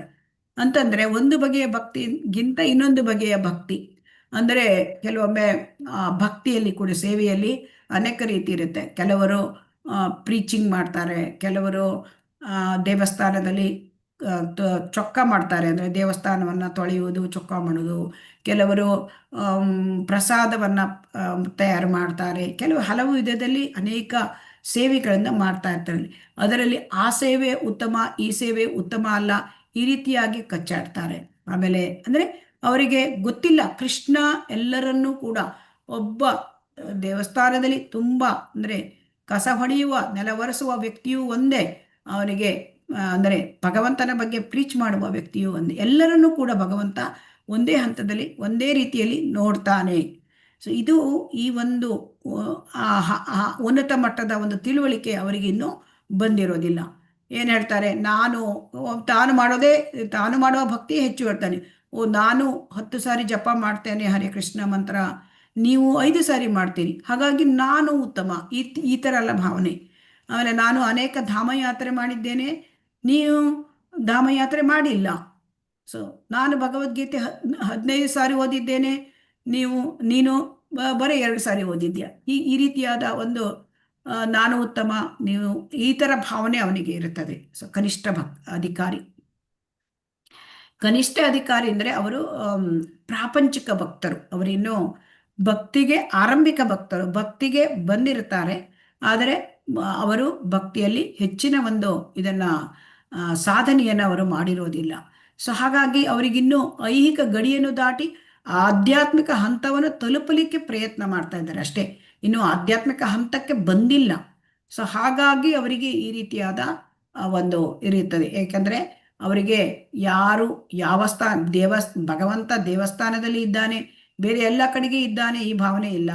ಮತ್ತು ಯಾರು ಉತ್ತಮ ಭಕ್ತರು, ಮಧ್ಯಮ ಭಕ್ತರು, ಇದು ಅರ್ಥ ಮಾಡ್ಕೊಳ್ಳೋದಿಲ್ಲ. ಆಮೇಲೆ ಒಂದು ಬಗೆಯ ಭಕ್ತಿ ಇನ್ನೊಂದು ಬಗೆಯ ಭಕ್ತಿಗಿಂತ ಉತ್ತಮ ಅಂತ ಕಚ್ಚಾಡ್ತಾರೆ. ಈ ರೀತಿಯಾಗಿ ಅವರಿನ್ನೂ ಅಂದರೆ ಆರಂಭಿಕ ಭಕ್ತರು, ಆದರೆ ಅವರಿಗೆ ಮಧ್ಯಮ ಭಕ್ತರಾಗಲಿಕ್ಕೆ, ಉತ್ತಮ ಭಕ್ತರಾಗಲಿಕ್ಕೆ ಎಲ್ಲ ರೀತಿಯಾದ ಒಂದು ಅವಕಾಶಗಳು ಇರುತ್ತೆ. ಹರೇ ಕೃಷ್ಣ. ಈಗ 2ನೆಯ ಒಂದು ಪ್ಯಾರವನ್ನು ಓದಿ. ಹರೇ ಕೃಷ್ಣ. ಹರೇ ಕೃಷ್ಣ. ನಾನು ಓದ್ಬೋದಾ ಮಾತಾಡಿ? ಓದಿ ಮಾತಾಡಿ. ಸ್ವಲ್ಪ ಕೆಳಗಡೆ ಮಾಡ್ಕೊಂಡು. ಸಾಕ್ಷಾತ್ಕಾರದ 2ನೇ ಹಂತ ತಲುಪಿದವರನ್ನು ಮಧ್ಯಮ ಅಧಿಕಾರಿಗಳೆಂದು ಕರೆಯುತ್ತಾರೆ. ಈ ವರ್ಗಕ್ಕೆ ಸೇರಿದ ಭಕ್ತರು 4 ತತ್ವಗಳನ್ನು ಅನುಸರಿಸುತ್ತಾರೆ. ಮೊದಲಿಗೆ ಅವರು ಪರಮ ಪ್ರಭುವನ್ನು ನೋಡುತ್ತಾರೆ. 2 ಅನಂತರ ಅವರು ಭಗವಂತನ ಭಕ್ತನನ್ನು ನೋಡುತ್ತಾರೆ. 3 ಅವರು ಭಗವಂತನ ಜ್ಞಾನವೇ ಇಲ್ಲದ ಆಜ್ಞರನ್ನು ನೋಡುತ್ತಾರೆ. 4 ಭಗವಂತನಲ್ಲಿ ನಂಬಿಕೆ ಇಲ್ಲದ ಮತ್ತು ಭಕ್ತಿ ಸೇವೆ ಮಾಡುವವರನ್ನು ದ್ವೇಷಿಸುವ ನಾಸ್ತಿಕರನ್ನು ನೋಡುತ್ತಾರೆ. ಮಧ್ಯಮ ಅಧಿಕಾರಿಯು ಸಂದರ್ಭಾನುಸಾರ ಬಗೆಯ ರೀತಿಯಲ್ಲಿ ವರ್ತಿಸುತ್ತಾನೆ. ಅವನು ಭಗವಂತನನ್ನು ಪ್ರೇಮ ವಸ್ತುವೆಂದು ಆರಾಧಿಸಿ ಭಕ್ತಿ ಸೇವೆಯಲ್ಲಿರುವ ಸ್ನೇಹ ಮಾಡುತ್ತಾನೆ. ಆಜ್ಞರ ಹೃದಯಗಳಲ್ಲಿ ಸುಪ್ತವಾಗಿರುವ ಭಗವತ್ ಪ್ರೇಮವನ್ನು ಜಾಗೃತಗೊಳಿಸಲು ಪ್ರಯತ್ನಿಸುತ್ತಾನೆ. ಆದರೆ ದೇವರ ಹೆಸರೆತ್ತಿದರೆ ಆಗದ ನಾಸ್ತಿಕರ ಬಳಿ ಸುಳಿಯುವುದಿಲ್ಲ. ಸಾಕ್ಷಾತ್ಕಾರದ 3ನೇ ಹಂತದಲ್ಲಿರುವವನು. ಹರೇ ಕೃಷ್ಣ, ಹರೇ ಕೃಷ್ಣ ಮಾತಾಜಿ. ಧನ್ಯವಾದಗಳು ಮಾತಾಜಿ. ಹರೇ ಧನ್ಯವಾದಗಳು. ಸೊ ಇಲ್ಲಿ 2ನೇ ಹಂತ ಅಂದ್ರೆ ಏನೋ ನೋಡೋಣ. ಮಧ್ಯಮ ಅಧಿಕಾರಿ. ಸೊ ಅದಕ್ಕೆ ಈಶ್ವರೇ ತದ್ ಅಧೀನೇಶು ಬಾಲಿಶೇಷು ದ್ವಿಷತ್ಸು ಚ ಪ್ರೇಮ ಮೈತ್ರಿ ಕೃಪಾ ಉಪೇಕ್ಷಾ ಯಃ ಕರೋತಿ ಸ ಮಧ್ಯಮ. ಅಂದ್ರೆ ಮಧ್ಯಮ ಅಧಿಕಾರಿ ಏನ್ ಮಾಡ್ತಾರೆ, ಅವರು 4 ಬಗೆಯ ವ್ಯಕ್ತಿಗಳ ಬಗ್ಗೆ ಬೇರೆ ಬೇರೆ ನಡ್ಕೊಳ್ತಾರೆ. ಹೇಗೆ ಕೇಳಿದರೆ ಅವರು ಮೊಟ್ಟ ಮೊದಲು 4 ತತ್ವಗಳನ್ನು ಅವರು ಅನುಸರಿಸ್ತಾರೆ. ಮೊಟ್ಟ ಮೊದಲು ಅವರು ಪರಮಪ್ರಭುವನ್ನು ನೋಡ್ತಾರೆ. ಅಂದ್ರೆ ಭಗವಂತನನ್ನು ಅವರು ಮೊಟ್ಟ ಮೊದಲು ಪ್ರೇಮಿಸುತ್ತಾರೆ. ಅಂದ್ರೆ ಕೃಷ್ಣನೊಬ್ಬನೇ ಪ್ರೇಮದ ವಸ್ತು. ಸೊ ಹಾಗಾಗಿ ಅದು ಅವರಿಗೆ ಗೊತ್ತಿರುತ್ತೆ. ಸೊ ಅವರು ಕೃಷ್ಣನನ್ನು, ಭಗವಂತನನ್ನು ಮೊಟ್ಟ ಮೊದಲು ನೋಡ್ತಾರೆ. ಅವರ ಗೌರವದಿಂದ ಮತ್ತೆ ಪ್ರೀತಿಯಿಂದ ನೋಡ್ತಾರೆ. ಆಮೇಲೆ ಭಗವಂತನ ಭಕ್ತರನ್ನು ನೋಡ್ತಾರೆ. ಅವರಿಗೆ ಭಕ್ತರು ಯಾರು, ಅಭಕ್ತರು ಯಾರು ಇದೆಲ್ಲ ಗೊತ್ತಿರುತ್ತೆ. ಸೊ ಆ ಭಕ್ತರ ಜೊತೆಗೆ ಅವರು ಏನಿರುತ್ತೆ, ಈಶ್ವರೇ ತದ್ ಅಧೀನೇಶು, ಈಶ್ವರನಿಗೆ ಸಂಬಂಧಪಟ್ಟವರು, ಭಗವಂತನಿಗೆ ಸಂಬಂಧಪಟ್ಟವರು. ಸೊ ಹಾಗಾಗಿ ಇಲ್ಲಿ ಭಗವಂತನಿಗೆ ಸಂಬಂಧಪಟ್ಟವರಿಗೆ ಪ್ರೇಮದಿಂದ ಇರ್ತಾರೆ. ಅವರ ಜೊತೆ ಸ್ನೇಹದಿಂದ ಇರ್ತಾರೆ, ಅಂದ್ರೆ ಮೈತ್ರಿಯಿಂದ ಇರ್ತಾರೆ. ಆಮೇಲೆ ಅವರು ಭಗವಂತನ ಜ್ಞಾನವೇ ಇಲ್ಲದ ಅಜ್ಞರನ್ನು ನೋಡ್ತಾರೆ. ಅಂದ್ರೆ ಅಜ್ಞಾನಿಗಳನ್ನು ನೋಡ್ತಾರೆ. ಇವರಿಗೆ ಭಗವಂತನ ಬಗ್ಗೆ ಏನೂ ಗೊತ್ತಿಲ್ಲ. ಸೊ ಹಾಗಾಗಿ ನಾನು ಅವರಿಗೆ ಭಕ್ತಿಯ ಬಗ್ಗೆ ತಿಳಿಸ್ಬೇಕು, ಅವರನ್ನು ಕೃಷ್ಣ ಪ್ರಜ್ಞೆಗೆ ತರಬೇಕು, ಈ ರೀತಿಯಾದ ವಿಚಾರ ಮಾಡ್ತಾನೆ. ಸೊ ಹಾಗಾಗಿ ಅವರಿಗೆ 3ನೇಯದು ಅಜ್ಞರನ್ನು ನೋಡ್ತಾರೆ. ಮತ್ತು ಅವರಿಗೆ ಭಕ್ತಿಯನ್ನು, ಭಗವಂತನ ಬಗ್ಗೆ ತಿಳಿಸ್ತಾರೆ. ಅಂದರೆ ಉಪದೇಶ ಮಾಡ್ತಾರೆ, ಅವರು ಪ್ರೀಚಿಂಗ್ ಮಾಡ್ತಾರೆ, ಪ್ರಚಾರ ಮಾಡ್ತಾರೆ. ಆದರೆ ಭಗವಂತನಲ್ಲಿ ನಂಬಿಕೆ ಇಲ್ಲದ, ಭಕ್ತಿ ಸೇವೆ ಮಾಡುವವರನ್ನು ದ್ವೇಷಿಸುವ ನಾಸ್ತಿಕರನ್ನು ನೋಡ್ತಾರೆ. ನಾಸ್ತಿಕರ ಜೊತೆ ಅವರು ಯಾವ ಥರ ವ್ಯವಹಾರ ಮಾಡ್ತಾರೆ, ಅವರ ಗೊಡವೆಗೆ ಹೋಗುವುದಿಲ್ಲ, ನಾಸ್ತಿಕರ ಗೊಡವೆಗೆ ಹೋಗುವುದಿಲ್ಲ. ಸೊ ಹಾಗಾಗಿ ಇಲ್ಲಿ ಈ ಮಧ್ಯಮ ಅಧಿಕಾರಿ ಅಂತಂದರೆ ಭಗವಂತನು ಪ್ರೇಮಿಸುವ ವಸ್ತು. Krishna is the only lovable object, Krishna. So ಹಾಗಾಗಿ ಅದನ್ನು ಭಗವಂತನನ್ನು ಆರಾಧಿಸುತ್ತಾರೆ. ಮತ್ತೆ ಭಕ್ತಿ ಸೇವೆಯಲ್ಲಿರುವ ಭಕ್ತರನ್ನು ಸ್ನೇಹ ಮಾಡ್ಕೊಳ್ತಾನೆ. ಮತ್ತೆ ಅಜ್ಞರ ಮೇಲೆ ಅವರಿಗೆ ಒಂದು ಅವರ ಹೃದಯದಲ್ಲಿ ಸುಪ್ತವಾಗಿರ್ತಕ್ಕಂತಹ ಭಗವತ್ ಪ್ರೇಮವನ್ನು ಜಾಗೃತಗೊಳಿಸ್ತಾನೆ. ಯಾಕೆಂದರೆ ಕೃಷ್ಣ ಪ್ರೇಮ ಎಲ್ಲರಿಗೂ, ಕೃಷ್ಣ ಪ್ರೇಮ ಅದು ಎಲ್ಲರಲ್ಲೂ ಕೂಡ ಇರುತ್ತದೆ, ಆದರೆ ಜಾಗೃತಾವಸ್ಥೆಯಲ್ಲಿ ಇರೋದಿಲ್ಲ. ಸೊ ಅದನ್ನು ಜಾಗೃತಗೊಳಿಸೋದು, ಇದನ್ನು ಇವರು ಮಾಡ್ತಾರೆ. ಆಮೇಲೆ ನಾಸ್ತಿಕರು, ಅವರು ಯಾವಾಗಲೂ ಭಕ್ತರ ಮೇಲೆ ಮತ್ತೆ ಭಗವಂತನ ಹೆಸರೆತ್ತರೆ ಅವರಿಗೆ ಆಗೋದಿಲ್ಲ, ಅಂಥವರದ್ದು ಗೊಡವೆಗೆ ಹೋಗೋದಿಲ್ಲ. ಯಾಕೆಂತಂದ್ರೆ ಅವರಿಂದ ದೂರ ಇರ್ತಾರೆ. ಇದು ಮಧ್ಯಮ ಅಧಿಕಾರಿಗಳು. ಅದಕ್ಕೆ ಶ್ರೀಲ ಪ್ರಭುಪಾದರು ಹೇಳ್ತಾರೆ, ನೀವು ಏನಾದರೂ ಒಳ್ಳೆಯದನ್ನು ಮಾಡಲಿಕ್ಕೆ ನೀವು ಬಯಸಿದರೆ ಮಧ್ಯಮ ಅಧಿಕಾರಿಗಳಾಗಬೇಕು. ಸೊ ಯಾಕೆಂದರೆ ಆಗ ನನ್ನ ಯೋಜನೆಯಲ್ಲಿ ನಿಮ್ಮನ್ನು ನಾನು ಬಳಸಬಹುದು, ಇಲ್ಲದಿದ್ದರೆ ಏನೂ ಪ್ರಯೋಜನ ಇಲ್ಲ ಅಂತ ಹೇಳ್ತಾರೆ. ಯಾಕೆಂತಂದರೆ ಮಧ್ಯಮ ಅಧಿಕಾರಿ ಅವನು ಎಲ್ಲ ಈ ಒಂದು ಕೃಷ್ಣ ಪ್ರಜ್ಞೆಯ ಪ್ರಚಾರವನ್ನು ಮಾಡಬಲ್ಲ. ಸೊ ಇದು ಬಹಳ ಮುಖ್ಯವಾದದ್ದು. ಪ್ರಚಾರ ಮಾಡಬೇಕು ಅಂತಂದರೆ ಕನಿಷ್ಠ ಅಧಿಕಾರಿಗೆ ಆಗೋದಿಲ್ಲ. ಯಾಕೆಂದರೆ ಕನಿಷ್ಠ ಅಧಿಕಾರಿ ಅವರು ಪ್ರಚಾರ ಮಾಡಿದ್ರೆ ಅವರಿಗೆ ಇನ್ನೂ ಸಿದ್ಧಾಂತ ಗೊತ್ತಿರೋದಿಲ್ಲ, ಆಮೇಲೆ ಅವರಿಗೆ ಶಾಸ್ತ್ರ ಸರಿಯಾಗಿ ಜ್ಞಾನ ಇರೋದಿಲ್ಲ, ಸಾರ ಗೊತ್ತಿರೋದಿಲ್ಲ. ಸೊ ಹಾಗಾಗಿ ಅವರು ಮಾಡಿದರೆ ಅವರು ಅಪರಾಧ ಆಗಿಬಿಡುತ್ತೆ. ಅವ್ರ ಹತ್ರ ಪ್ರೀಚ್ ಮಾಡೋಕ್ಕಾಗಲ್ಲ. ಉತ್ತಮ ಅಧಿಕಾರಿ ಕೂಡ ಪ್ರೀಚ್ ಮಾಡೋಕ್ಕಾಗೋದಿಲ್ಲ ಅವರಿಗೆ. ಅವರು ಮಧ್ಯಮ ಅಧಿಕಾರಿ ಹಂತಕ್ಕೆ ಬರಬೇಕು. ಹೇಗೆ ಅಂತ ನೋಡೋಣ. ನಾವು ಉತ್ತಮ ಅಧಿಕಾರಿ ಬಗ್ಗೆ ಈಗ ನೋಡೋಣ. ಹರೇ ಕೃಷ್ಣ. ಹರೇ ಕೃಷ್ಣ ಮಾತಾಜಿ. 3ನೇ ಪ್ಯಾರ ಓದಿ. ಹರೇ ಕೃಷ್ಣ. ಸಾಕ್ಷಾತ್ಕಾರದ 3ನೇ ಹಂತದಲ್ಲಿರುವವರು ಉತ್ತಮ ಅಧಿಕಾರಿ. ಅವನು ಪ್ರತಿಯೊಂದನ್ನು ಪರಮಪ್ರಭುವಿನೊಡನೆ ಹೋಲಿಸಿ ನೋಡುತ್ತಾನೆ. ಅಂತಹ ಭಕ್ತನು ನಾಸ್ತಿಕ ಮತ್ತು ಆಸ್ತಿಕರ ನಡುವೆ ಭೇದ ತೋರುವುದಿಲ್ಲ, ಆದರೆ ಪ್ರತಿಯೊಬ್ಬರನ್ನು ಭಗವಂತನ ವಿಭಿನ್ನಾಂಶವೆಂದು ನೋಡುತ್ತಾನೆ. ಅಗಾಧ ಪಾಂಡಿತ್ಯವುಳ್ಳ ಬ್ರಾಹ್ಮಣನಿಗೂ ಬೀದಿಯಲ್ಲಿರುವ ನಾಯಿಗೂ ಏನೂ ವ್ಯತ್ಯಾಸವಿಲ್ಲ, ಏಕೆಂದರೆ ಐಹಿಕ ಪ್ರಕೃತಿಯ ಗುಣಗಳಿಗೆ ಅನುಸಾರವಾಗಿ ಅವಕ್ಕೆ ಬೇರೆ ಬೇರೆ ಬಗೆಯ ಶರೀರಗಳಿದ್ದರೂ ಅವೆರಡೂ ಭಗವಂತನ ಸೃಷ್ಟಿಯೇ ಎಂದು ಅವನಿಗೆ ಗೊತ್ತು. ಪರಮಪ್ರಭುವಿನ ಬ್ರಾಹ್ಮಣ ಕಣವು ಭಗವಂತನಿಂದ ದತ್ತವಾದ ಕಿಂಚತ್ ಸ್ವಾತಂತ್ರ್ಯವನ್ನು ದುರುಪಯೋಗಪಡಿಸಿಕೊಂಡಿಲ್ಲವೆಂದು, ನಾಯಿ ಕಣವು ತನ್ನ ಸ್ವಾತಂತ್ರ್ಯವನ್ನು ದುರುಪಯೋಗಪಡಿಸಿಕೊಂಡಿದೆ ಎಂದು, ಆದ್ದರಿಂದಲೇ ಪ್ರಕೃತಿ ನಿಯಮಗಳಿಂದ ಶಿಕ್ಷೆಯಾಗಿ ಅಗ್ನ ಸ್ವರೂಪದಲ್ಲಿಡಲಾಗಿದೆ ಎಂದು ಅವನು ಬಲ್ಲನು. ಬ್ರಾಹ್ಮಣನ ಮತ್ತು ನಾಯಿಯ ಕೆಲಸಗಳನ್ನು ಪರಿಗಣಿಸದೆ ಉತ್ತಮ ಅಧಿಕಾರಿಯು ಅವರಿಬ್ಬರಿಗೂ ಒಳ್ಳೆಯದನ್ನು ಮಾಡಲು ನೋಡುತ್ತಾನೆ. ಅಂತಹ ವಿದ್ವತ್ಪೂರ್ಣ ಭಕ್ತನು ಐಹಿಕ ದೇಹಗಳಿಂದ ಎಳೆಯಲ್ಪಡುವುದಿಲ್ಲ, ಆದರೆ ಆ ಜೀವಿಗಳ ಆಧ್ಯಾತ್ಮಿಕ ಕಿಡಿಯತ್ತ ಆಕರ್ಷಿಸಲ್ಪಡುತ್ತಾನೆ. ಹರೇ ಕೃಷ್ಣ ಮಾತಾಜಿ. ಹರೇ ಕೃಷ್ಣ. ಇದು ಉತ್ತಮ ಭಕ್ತನ ಒಂದು ವಿವರಣೆ. ಉತ್ತಮ ಭಕ್ತ ಅಂದ್ರೆ ಯಾರು ಅಂತ ನೋಡೋಣ. ಸರ್ವಭೂತೇಷು ಯಃ ಪಶ್ಯೇತ್ ಭಗವದ್ಭಾವಂ ಆತ್ಮನಃ ಭೂತಾನಿ ಭಗವತ್ಯಾತ್ಮನೇಶ ಭಾಗವತೋತ್ತಮಃ. ಅಂದ್ರೆ ಭಾಗವತೋತ್ತಮನಾದವನು ಏನ್ ಮಾಡ್ತಾನೆ? ಆ ಪರಮಾತ್ಮನನ್ನ ಎಲ್ಲರಲ್ಲೂ ಕಾಣ್ತಾನೆ. ಸೊ ಅಂತರಾತ್ಮನಾದ ಆ ದೇವೋತ್ತಮ ಪರಮಪುರುಷ ಕೃಷ್ಣನನ್ನು ನೋಡ್ತಾನೆ. ಎಲ್ಲೆಲ್ಲಿಯೂ ಕೃಷ್ಣನನ್ನೇ ನೋಡ್ತಾನೆ. ಇದರ ಪರಿಣಾಮವಾಗಿ ಅವನಿಗೆ ಏನಾಗುತ್ತೆ? ಎಲ್ಲವನ್ನು ಭಗವಂತನಿಗೆ ಸಂಬಂಧಿಸಿಯೇ ನೋಡ್ತಾನೆ. ಯಾವುದು ಕೂಡ ಭಗವಂತನಿಂದ ಬೇರೆ ಅಲ್ಲ. ಸೊ ಕೃಷ್ಣನನ್ನು ಎಲ್ಲೆಲ್ಲಿಯೂ, ಎರಡು ವಿಚಾರ, ಕೃಷ್ಣನನ್ನು ಎಲ್ಲೆಲ್ಲಿಯೂ ಕಾಣುತ್ತಾನೆ ಮತ್ತು ಕೃಷ್ಣನಲ್ಲಿ ಎಲ್ಲವನ್ನೂ ಕಾಣುತ್ತಾನೆ. ಸೊ ಇದು ಬಹಳ ಮುಖ್ಯವಾದ ವಿಚಾರ. ಅಸ್ತಿತ್ವದಲ್ಲಿ ಇರುವ ಸಮಸ್ತವೂ ಕೂಡ ಶಾಶ್ವತವಾಗಿ ಭಗವಂತನಲ್ಲಿ ಅಸ್ತಿತ್ವ ಪಡ್ಕೊಂಡಿದೆ. ಇದನ್ನ ಅರ್ಥ ಮಾಡ್ಕೊಳ್ತಾರೆ.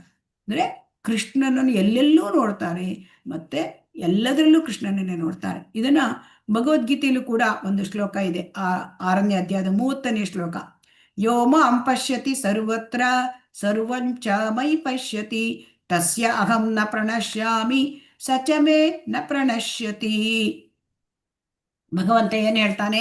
ಎಲ್ಲೆಲ್ಲೂ ನನ್ನಲ್ಲಿ ಎಲ್ಲವನ್ನೂ ನೋಡುವವನು ನಾನು ಎಂದಿಗೂ ಕೈ ಬಿಡೋದಿಲ್ಲ, ಅಥವಾ ಅವನು ನನ್ನ ಕೈ ತಪ್ಪೋದಿಲ್ಲ. ಯಾವಾಗಲೂ ಯಾರು ಕೃಷ್ಣನನ್ನ ಎಲ್ಲೆಲ್ಲೂ ನೋಡ್ತಾರೆ, ಯಾವತ್ತೂ ನೋಡ್ತಾರೆ, ಅವರನ್ನ ಭಗವಂತ ಕೈ ಬಿಡೋದಿಲ್ಲ. ಸೊ ಹಾಗಾಗಿ ಕೃಷ್ಣ ಪ್ರಜ್ಞೆಯುಳ್ಳ ಒಬ್ಬ ವ್ಯಕ್ತಿ ಏನು ಅಂತಂದ್ರೆ ಅವನು ಕೃಷ್ಣನನ್ನು ಎಲ್ಲೆಲ್ಲೂ ನೋಡ್ತಾನೆ, ಎಲ್ಲವನ್ನೂ ಸಮಸ್ತವನ್ನು ಕೃಷ್ಣನಲ್ಲಿ ಕಾಣ್ತಾನೆ. ಸೊ ಹಾಗಾಗಿ ಇವನು ಪ್ರತಿಯೊಂದು ಭೌತಿಕದಲ್ಲಿ ಏನೇನು ಕಾಣ್ತದೆ ಕಣ್ಣಿಗೆ ಅದೆಲ್ಲವೂ ಭಗವಂತನ ಅಭಿವ್ಯಕ್ತಿ. ಇದು ಭಗವಂತನಿಂದ ಬಂದಿದ್ದು, ಇದು ಭಗವಂತನಿಗೆ ಸಂಬಂಧವನ್ನ ಹೊಂದಿದ್ದು. ಸೊ ಇದನ್ನ ತಿಳ್ಕೊಳ್ತಾರೆ. ಇದನ್ನು ತಿಳ್ಕೊಂಡು ಆಮೇಲೆ ಎಲ್ಲವನ್ನೂ ಕೂಡ ಆ ಭಗವಂತನಿಗೆ ಸಂಬಂಧಪಟ್ಟಿರೋದ್ರಿಂದ ಎಲ್ಲವನ್ನೂ ಭಗವಂತನ ಸೇವೆಯಲ್ಲಿ ಉಪಯೋಗಿಸಬೇಕು. ಸೊ ಇದನ್ನ ಅವರು ನೋಡ್ತಾರೆ. ಸೊ ಹಾಗಾಗಿ ಈ ಮಹಾಭಾಗವತ ಅವರ ದೃಷ್ಟಿ ಹೇಗಿರುತ್ತೆ ಕೇಳಿದ್ರೆ, ಅವರ ಸಾಕ್ಷಾತ್ ಕೃಷ್ಣನನ್ನ ಮುಖಾಮುಖಿಯಾಗಿ ಶ್ಯಾಮಸುಂದರ ಕೃಷ್ಣನನ್ನು ಎಲ್ಲ ಕಡೆ ಕಾಣ್ತಾರೆ ಅವರು. ಸೊ ಹಾಗಾಗಿ ಈಗ ನಾವೀಗ ಭಕ್ತಿಗೆ ಬಂದಿದ್ದೇವೆ, ಆದರೆ ನಮಗೆ ಆ ಥರ ಏನಾದರೂ ಕಾಣುತ್ತಾ? ಹರಿಕೃಷ್ಣ ಎಲ್ಲವೂ ಕೂಡ ಕೃಷ್ಣನೇ ಕಾಣ್ತಾರೆ ಅಂತೆ ಅವ್ರಿಗೆ. ಹಾಗೆ ನಮಗೇನಾದ್ರೂ ಕಾಣಿಸುತ್ತಾ? ಇಲ್ಲ ಮಾತಾಜಿ. ಇಲ್ಲ ಮಾತಾಜಿ, ಇನ್ನೂ ಆ ಮಟ್ಟಕ್ಕೆ ಬಂದಿಲ್ಲ ನಾವು. ನಮಗೇನು ಕಾಣಿಸುತ್ತೆ? ಬ್ರಾಹ್ಮಣನ್ ನೋಡಿದ್ರೆ ಬ್ರಾಹ್ಮಣ ಕಾಣಿಸುತ್ತೆ, ಆಮೇಲೆ ಬೀದಿಲ್ ನಾಯಿ ನೋಡಿದ್ರೆ ನಾಯಿ ಅಂತ ಕಾಣಿಸುತ್ತೆ, ಆಮೇಲೆ ಆನೆ ನೋಡಿದ್ರೆ ಆನೆ ಅಂತ ಕಾಣಿಸುತ್ತೆ, ಮತ್ತೊಬ್ಬ ಒಂದು ಹುಲಿ ನೋಡಿದ್ರೆ ಹುಲಿ ಅಂತ ಕಾಣಿಸುತ್ತೆ. ನಮ್ಗೆ ವ್ಯತ್ಯಾಸ ಕಂಡು ಬರುತ್ತೆ. ಏಕೆಂದ್ರೆ ನಾವಿನ್ನು ಆ ಒಂದು ಹಂತಕ್ಕೆ ನಾವು ಬರ್ಲಿಲ್ಲ. ಸೊ ಇದಕ್ಕೆ ಅವರ ಹಂತ ಸಮದರ್ಶಿನಃ ಪಂಡಿತಾಃ ಸಮದರ್ಶಿನಃ.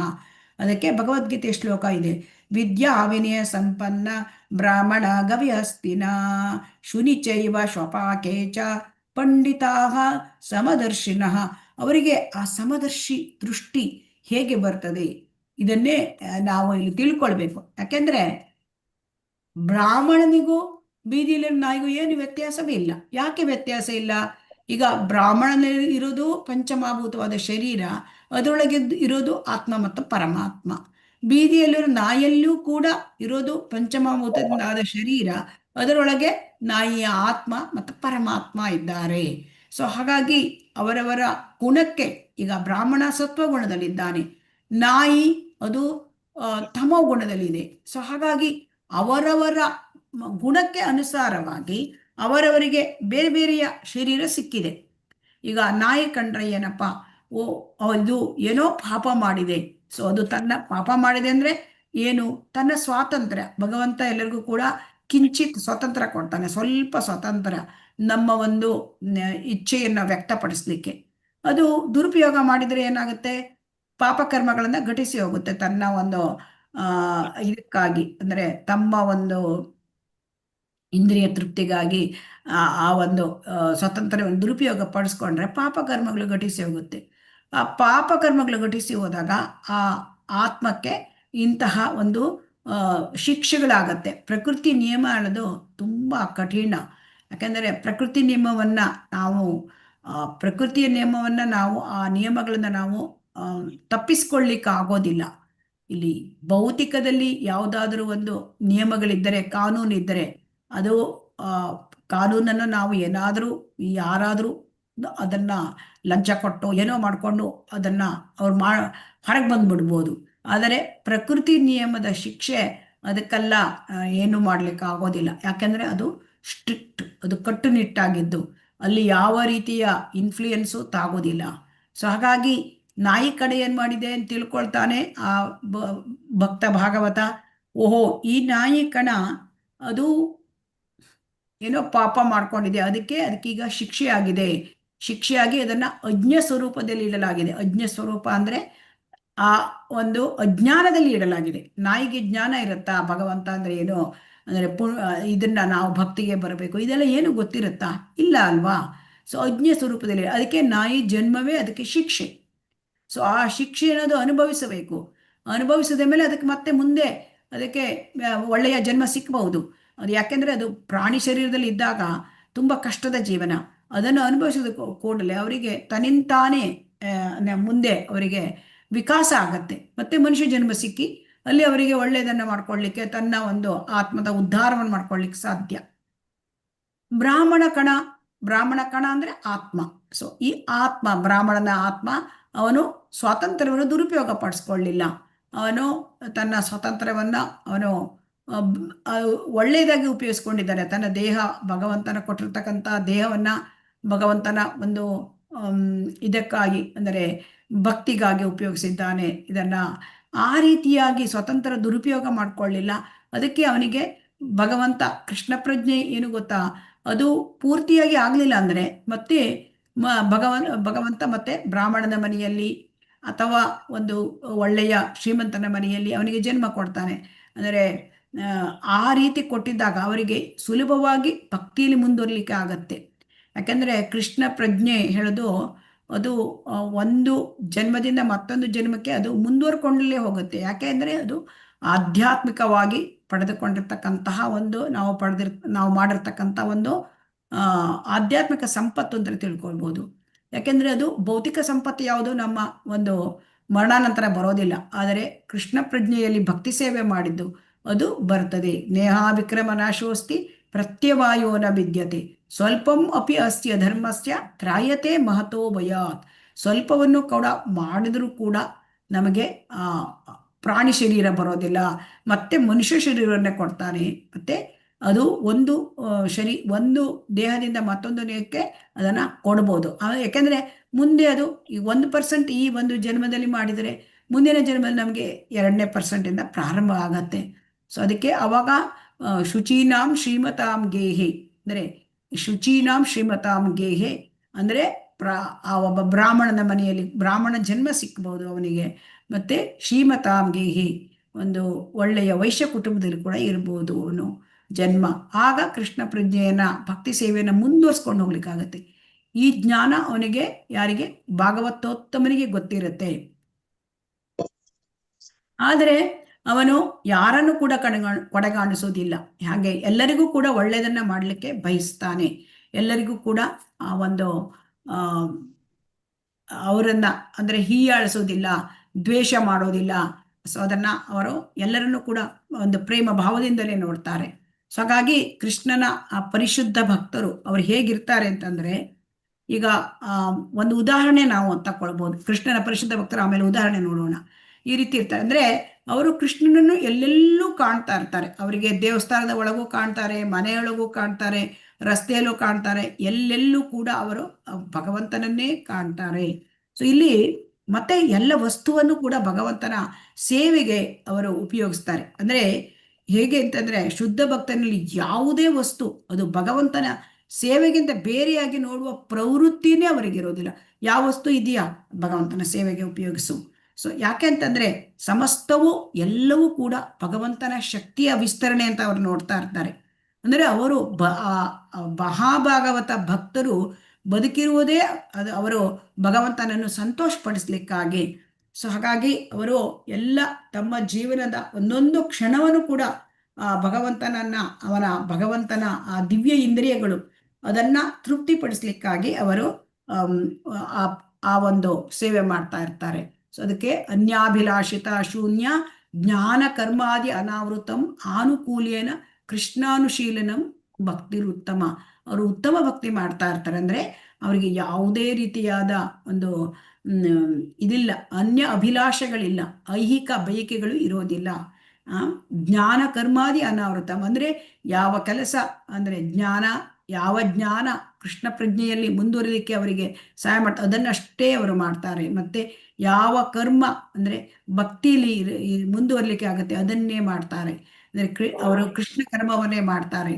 ಮತ್ತೆ ಅನಾನುಕೂಲೇನ ಕೃಷ್ಣಾನುಶೀಲನ ಭಗವಂತನಿಗೆ ಸಂತೃಪ್ತಿ ಕೊಡ್ತಕ್ಕಂಥ ಕೆಲಸವನ್ನು ಅವರು ಮಾಡ್ತಾ ಇರ್ತಾರೆ. ಸೊ ಈ ರೀತಿಯಲ್ಲಿ ಶುದ್ಧ ಭಕ್ತರು ಉತ್ತಮ ಭಕ್ತರು ಇರ್ತಾರೆ. ಸೊ ಇದಕ್ಕೆ ಒಂದು ಉತ್ತಮ ಉದಾಹರಣೆ ಅಂತಂದ್ರೆ ನಮಗೆ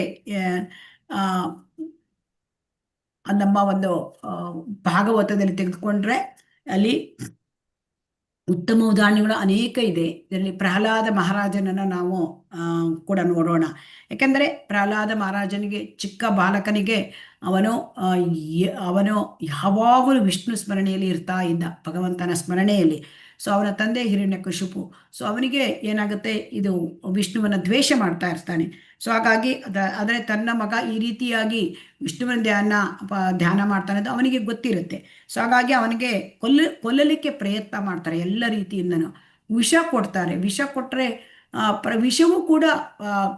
ವಿಷವೂ ಕೂಡ ಕೃಷ್ಣ ಅಂತ ಪ್ರಹ್ಲಾದ ಮಹಾರಾಜ ತಗೊಳ್ತಾನೆ. ಆಮೇಲೆ ಅವನಿಗೆ ಬೆಂಕಿಯಲ್ಲಿ ಹಾಕ್ಲಿಕ್ಕೆ ನೋಡ್ತಾನೆ. ಬೆಂಕಿಯೂ ಕೂಡ ಕೃಷ್ಣನೇ. ಅವನಿಗೆ ಮಾರಕ ಆಯುಧದಿಂದ ಅವನ ರಾಕ್ಷಸರು ಅಂದ್ರೆ ಹಿರಣ್ಯಕಶಿಪುವಿನ ಅವನ ಸೇವಕರು ಅವನಿಗೆ ಮಾರಕ ಆಯುಧದಿಂದ ಅವನನ್ನು ಅಂದರೆ ಕೊಲ್ಲಲಿಕ್ಕೆ ಪ್ರಯತ್ನ ಮಾಡ್ತಾರೆ. ಮಾರಕ ಆಯುಧವು ಕೃಷ್ಣನೇ. ಕೃಷ್ಣನ ಆ ರಾಕ್ಷಸರು ಅವರು ಕೊಲ್ಲಲಿಕ್ಕೆ ಬಂದ ಹಿರಣ್ಯಕಶಿಪುವಿನ ಸೇವಕರು ಅವರು ಕೃಷ್ಣನೇ.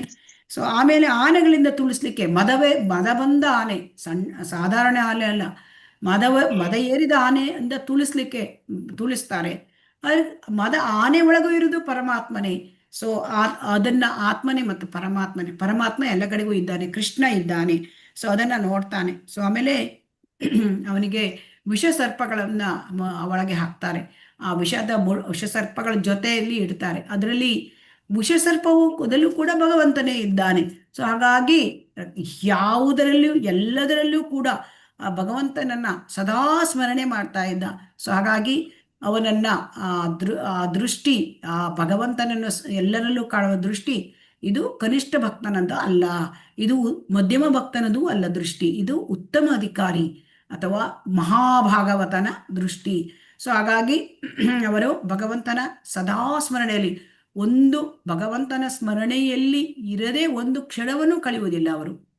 ನಮಗೆ ಏನಾಗುತ್ತೆ, ಭಗವಂತನ ಸ್ಮರಣೆ ಬರಬೇಕು ಅಂತಂದ್ರೆ ಏನೋ ತರಗತಿಗೆ ಬಂದಾಗ ಅಥವಾ ನಮಗೆ ಈ ಒಂದು ಭಕ್ತಿಯ ತರಗತಿಗಳಿಗೆ ಬಂದಾಗ ಅಥವಾ ನಾವು ದೇವರ ಪೂಜೆ ಮಾಡುವಾಗ ಅಥವಾ ಜಪ ಮಾಡುವಾಗ ನಮಗೆ ಉಳಿದ ಸಮಯದಲ್ಲಿ ನಮಗೆ ಏನು ನೆನಪಿರೋದಿಲ್ಲ, ನಾವು ಐಕ್ಯದಲ್ಲಿ ಮುಳುಗಿ ಹೋಗಿರುತ್ತೇವೆ. ಆದರೆ ಆ ಭಗವಂತನ ಮಹಾಭಾಗವತ ಭಕ್ತರು ಅವರು ಕ್ಷಣ ಕ್ಷಣಕ್ಕೂ ಕೂಡ ತಮ್ಮ ಜೀವನದಲ್ಲಿ ಕೃಷ್ಣನಿಗಾಗಿ ಮುಡಿಪಾಗಿರುತ್ತಾರೆ.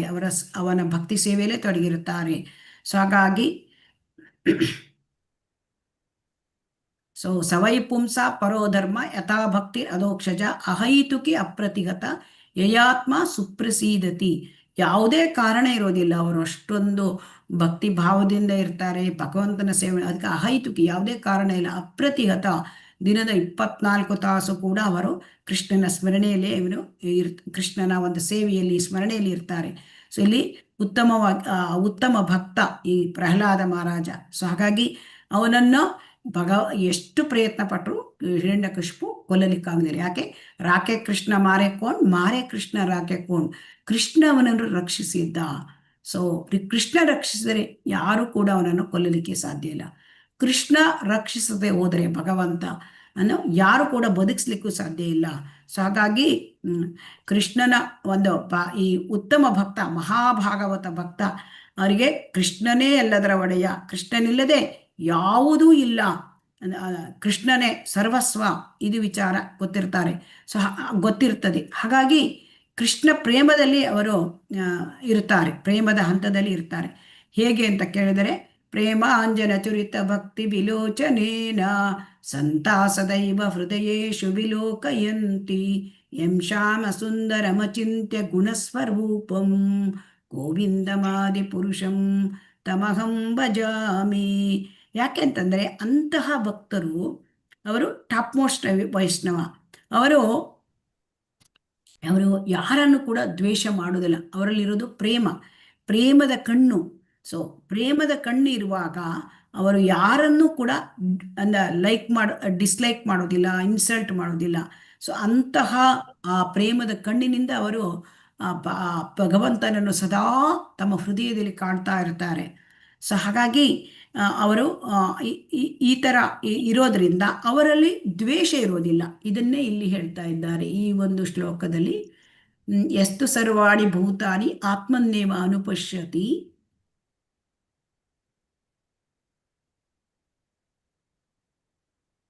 ಸರ್ವಭೂತೇಷು ಚ ಆತ್ಮಾನಂ ತಥೋ ನ ವಿಜುಗುಪ್ಸತೆ.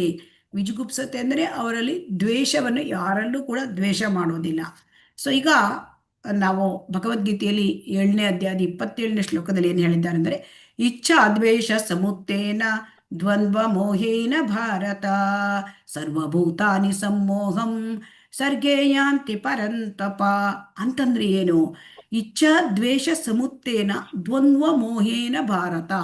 ಈ ಇಚ್ಛಾ ಮತ್ತು ದ್ವೇಷ ಇದು ದ್ವಂದ್ವವನ್ನು ಹೊರಗೆ ಬಂದರೆ ಹೊರಗೆ ಬಂದರೆ ನಮಗೆ ಈ ಒಂದು ಭಗವಂತನ ಭಕ್ತಿಯಲ್ಲಿ ಇರಲಿಕ್ಕೆ ಸಾಧ್ಯ. ಇಲ್ಲಿ ಏನಾಗುತ್ತೆ ಅಂತಂದರೆ, ನಾವು ನಮ್ಮ ಹೃದಯದಲ್ಲಿ ಹಾಗಾದರೆ ಭಗವಂತನ ಬಗ್ಗೆ ಏನಾದರೂ ಪ್ರೇಮ ಇದೆಯಾ? ಇದು ಹೇಗೆ ಗೊತ್ತಾಗೋದು? ಈಗ ನನ್ನಲ್ಲಿ ಇನ್ನೊಬ್ಬರ ಬಗ್ಗೆ ದ್ವೇಷ ಇದ್ದರೆ ನನ್ನಲ್ಲಿ ಪ್ರೇಮ ಇರಲಿಕ್ಕೆ ಸಾಧ್ಯವಾ? ಹರೇ ಕೃಷ್ಣ. ಸಾಧ್ಯ ಇಲ್ಲ ಮಾತಾಜಿ, ಸಾಧ್ಯ ಇಲ್ಲ. ಸೊ ನನಗೆ ಆ ಪ್ರೇಮ ಅಂದರೆ ಎಲ್ಲೆಲ್ಲೂ ಕೂಡ ಕೃಷ್ಣನನ್ನು ಕಾಣ್ತಾರೆ, ಅಂದರೆ ಕೃಷ್ಣ ಪ್ರೇಮವನ್ನು ಕಾಣ್ತಾರೆ. ಸೊ ಹಾಗಾಗಿ ನನಗೆ ಪ್ರೇಮ ಇದ್ದರೆ ನನಗೆ ದ್ವೇಷ ಇರಬಾರದು ಅಲ್ವಾ? ದ್ವೇಷ ಇದ್ದರೆ ನನ್ನಲ್ಲಿ ಪ್ರೇಮ ಇಲ್ಲ. ಯಾಕೆ ಅಂತಂದ್ರೆ ಪ್ರೇಮ ಮತ್ತು ದ್ವೇಷ ಇವೆರಡೂ ಕೂಡ ವಿರುದ್ಧ ಶಬ್ದಗಳು ಅಲ್ವಾ? ಹೌದು ಮಾತಾಜಿ. ಅದಕ್ಕೆ ನಾವು ತಿಳ್ಕೊಳ್ಬೇಕು. ಅದಕ್ಕೆ ಶ್ರೀಲ ಭಕ್ತಿ ವಿನೋದ ಠಾಕೂರರು ಏನು ಹೇಳ್ತಾರೆ ಅಂತಂದ್ರೆ, ನೀವು ಯಾವುದನ್ನಾದ್ರೂ ನೀವು ದ್ವೇಷ ಮಾಡ್ತೀರಿ, ಹಾಗಿದ್ರೆ ನೀವು ಕೃಷ್ಣ ಪ್ರೇಮವನ್ನು ಪಡೆಯಲಿಕ್ಕೆ ಸಾಧ್ಯ ಇಲ್ಲ. ದ್ವೇಷ ಇದ್ರೆ ಅಲ್ಲಿ ಪ್ರೇಮ ಇರ್ಲಿಕ್ಕೆ ಸಾಧ್ಯವೇ ಇಲ್ಲ ಅಲ್ವಾ? ಹೌದು ಮಾತಾಜಿ. ಅದಕ್ಕೆ ಯಾರ ಹೃದಯದಲ್ಲಿ ಪರಿಶುದ್ಧ ಪ್ರೇಮ ತುಂಬಿಕೊಂಡಿದೆ ಅವರಲ್ಲಿ ದ್ವೇಷ ಇರಲಿಕ್ಕೆ ಸಾಧ್ಯ ಇಲ್ಲ. ಸೊ ಹಾಗಾಗಿ ಇಲ್ಲಿ ಮಹಾಭಾಗವತರು ಇಲ್ಲಿ ಹೇಳ್ತಾರೆ, ಯಾವ ವಸ್ತುವನ್ನು ಮತ್ತು ಯಾವುದೇ ಜೀವಿಯನ್ನು ದ್ವೇಷಿಸುವುದಿಲ್ಲ. ಸೊ ಹಾಗಾಗಿ ಭಕ್ತ ಭಾಗವತರು. ಸೊ ಹಾಗಾಗಿ ನಮಗೆ ಕೂಡ ಕೃಷ್ಣ ಪ್ರೇಮ ಸಿಕ್ಕಬೇಕು ನಮಗೆ ಅಂತಂದ್ರೆ ನಾವು ಯಾರನ್ನು ಕೂಡ ದ್ವೇಷಿಸಬಾರದು. ಇದು ಬಹಳ ಮುಖ್ಯವಾದ ಒಂದು ನಮಗೆ ಪಾಠ ಅಲ್ವಾ?